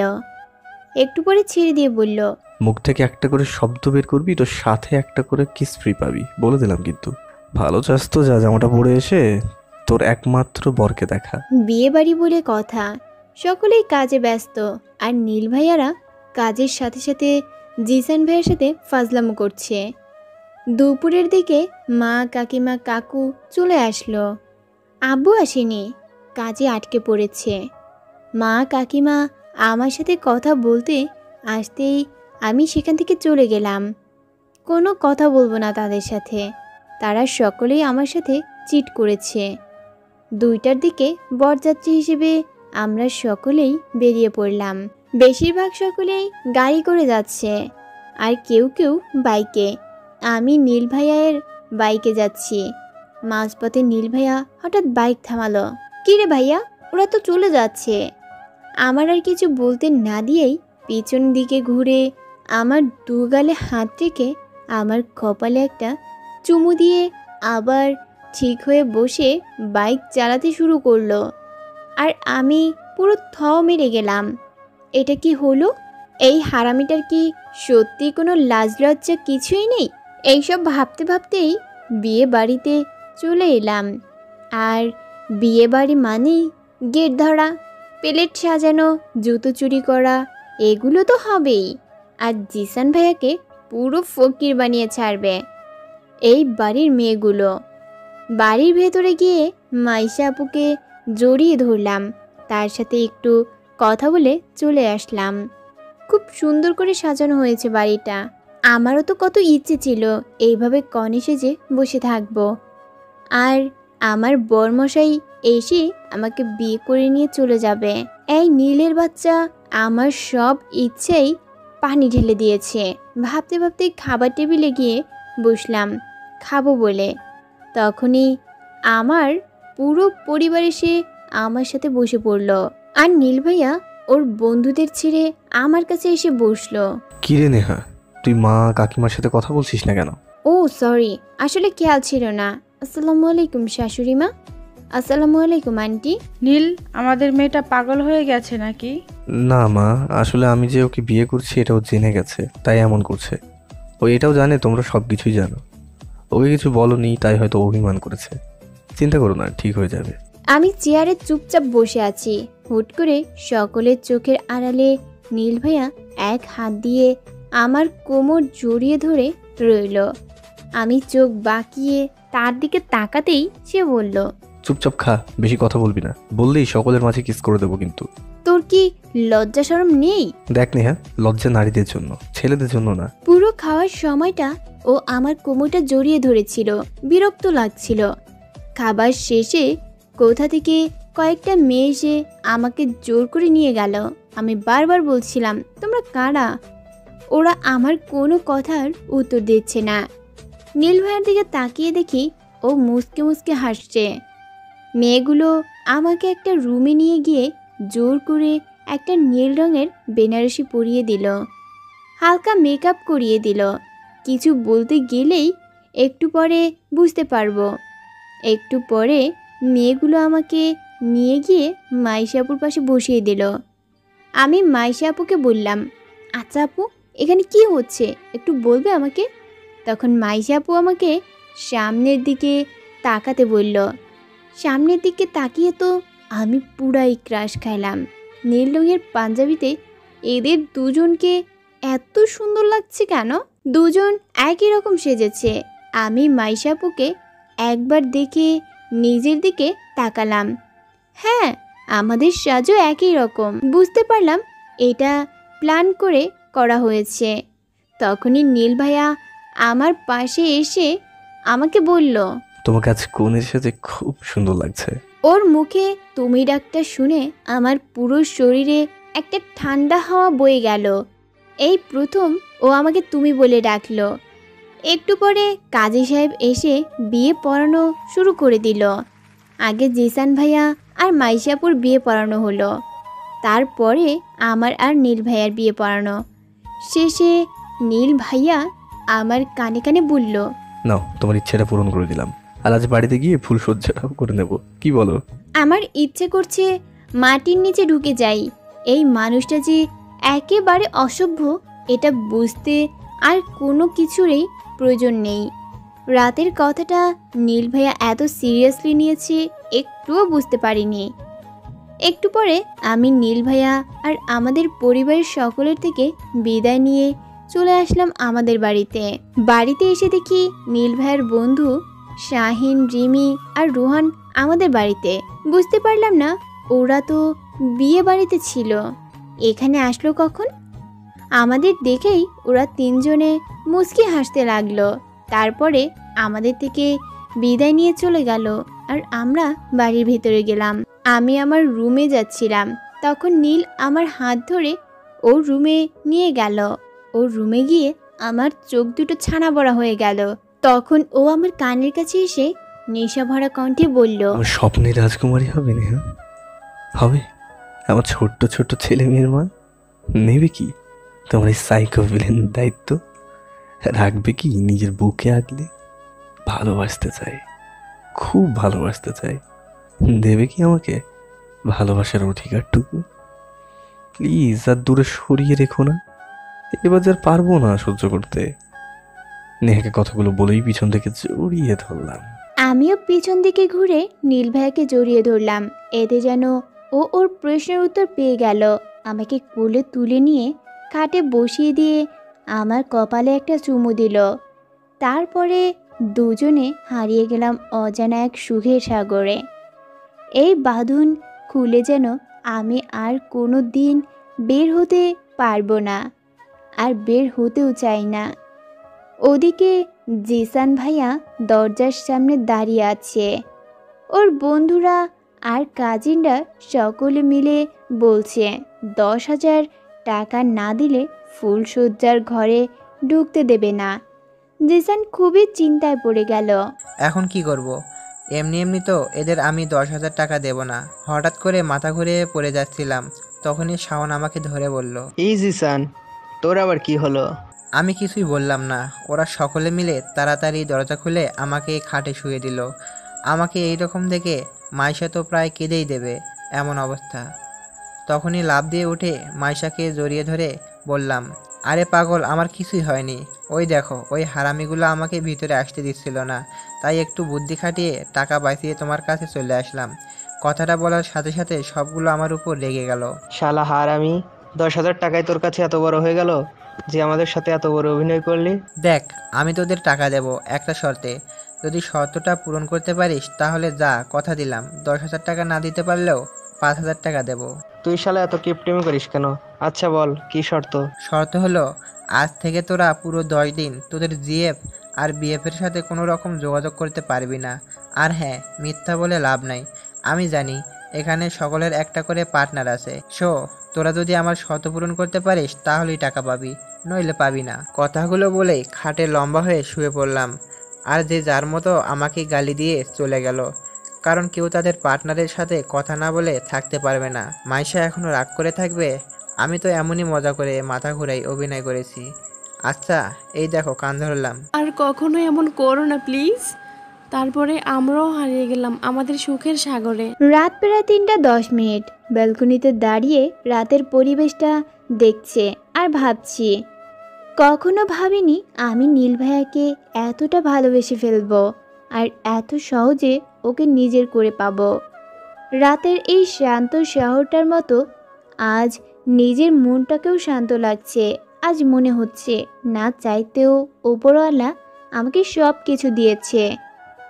আজ মন চাইছে রাতের জোনাকি পোকার মতো আমিও পুরো শহরটা ঘুরে আসি, আমার সুখটার খবর আকাশে বাতাসে জানিয়ে দিয়ে আসি, আর বলে আসি ভালোবাসি আমি নীলকে, খুব ভালোবাসি।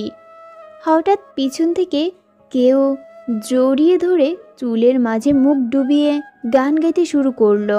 প্রাণ দিতে চাই মন দিতে চাই, সবটুকু ধ্যান সারাক্ষণ দিতে চাই তোমাকে।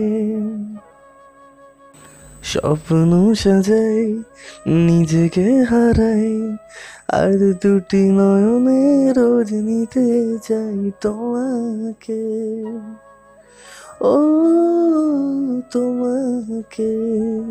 গান শেষ করেই আমার চুলগুলো ঘাড় থেকে সরিয়ে ঘাড়ে একটা চুমু দিয়ে বলল, এই ড্রেস পরে কি আমাকে মারতে চাও নেহা? আসলে অজানা সুখের সাগর থেকে বের হওয়ার পর নেহা আমার শার্ট পরেই বাইরে চলে এসেছে। তোমাকে না শুধু শার্টে খুব হট লাগছে। ভাইয়া কথাটা বলতেই আমি পিছন থেকে ঘুরে ওর চোখে হাত দিয়ে বললাম, একটা মেয়েকে এইভাবে দেখতে লজ্জা করে না? ছি, কি বেহায়া। চোখ থেকে হাতটা সরিয়ে নীল বলল, ওই অন্য মেয়েকে দেখি নাই, ওকে নিজের বিয়ে করা বউকে দেখেছি, আর সারা জীবন দেখবো, যেভাবে খুশি সেভাবে দেখবো। নীল কথাটা বলেই কোলে তুলে রুমে নিয়ে গিয়ে জড়িয়ে ধরে ঠোঁটে হালকা করে কিস করে ঘুমিয়ে গেল। সকালে ঘুম থেকে উঠে দেখি নীল আমার দিকে তাকিয়ে আছে। কি দেখছিস? কোনো কথা না বলে আমার কপালে একটা কিস করে বলল, আজ থেকে আর তুই বা ভাইয়া কোনোটাই বলবে না, ওকে? আমার নাম ধরেও রাখবে, তুমি করে বলবে। এবার বলো কি বলছিলে? বললাম কি দেখো অমন ভাবে? কিছু না, আমার বউটাকে দেখছিলাম। আমার বউটা কত কিউট, সারাদিন শুধু ভালোবাসতে ইচ্ছে করে, সারাদিন সামনে বসিয়ে দেখতে ইচ্ছে করে। ভালোবাসি গো প্রিয়তমা, খুব ভালোবাসি। যে ভালোবাসা ফুরনো নয়, ছোট্ট বাচ্চা যেমন হওয়ার পর থেকে বড় হতে শুরু করে, ঠিক সেইভাবে আমার ভালোবাসাও বাড়তে শুরু করেছে। জানো, যখন কোনো ছেলে তোমার দিকে তাকিয়ে থাকে তখন মনে হয় তোমাকে গলা টিপে মেরে ফেলি। বারবার মনে হয় এত সুন্দর হওয়ার কি দরকার ছিল তোমার? দুজনে ফ্রেশ হয়ে নাস্তা করতে চলে গেলাম। টেবিলে আব্বু কাকু সকলেই ছিল, আমি খাচ্ছিলাম। তখনই সকলের মাঝে নীল বলল, একা একা খাচ্ছ কেন? আমাকেও খাইয়ে দাও। ওর কথায় আমার মনে হচ্ছিল মাটির নিচে চলে যায়। একটা মানুষ কি করে এত বেহায়া হতে পারে? উফ! ওর কথায় কান না দিয়ে আমি চুপচাপ খাচ্ছিলাম। আবার খাবার মুখে দিতেই যাব, তখনই আমার হাতের খাবার ও খেয়ে নিল আর আমার আম্মুকে বলল, আচ্ছা আম্মু, তোমার মেয়েকে একটু শেখাতে পারোনি কিভাবে স্বামীর সেবা করতে হয়, স্বামীর কথা শুনে চলতে হয়, স্বামীর জন্য রান্না করতে হয়? পড়াশোনা না শিখিয়ে এগুলো তো একটু শেখাতে পারতে, তাহলে আজ আমাকে ভালোবাসার অভাবে মন খারাপ করে থাকতে হতো না। ওর কথায় আর কোনো কথা না বলে না খেয়ে চলে আসলাম। অসভ্য ছেলে একটা, কাকে কি বলছে এইসব? কি গো, না খেয়ে চলে আসলে কেন? কোনো কথা বললাম না। আমার হাতে খাবারের প্লেট দিয়ে আমাকে দাঁড় করিয়ে নিজে খাটে বসে আমাকে ওর কোলে বসিয়ে দিয়ে বলল, এবার খাও আর আমাকে খাইয়ে দাও। আর যদি আমার কথা না শোনো তাহলে খুব খারাপ হয়ে যাবে, বলে দিলাম কিন্তু। বলেই আমার পেটে হাত খামচে ধরলো। আমিও দমে গেলাম তার অমন কাজে। চুপচাপ ওকে খাইয়ে দিচ্ছি আর নিজেও খাচ্ছি।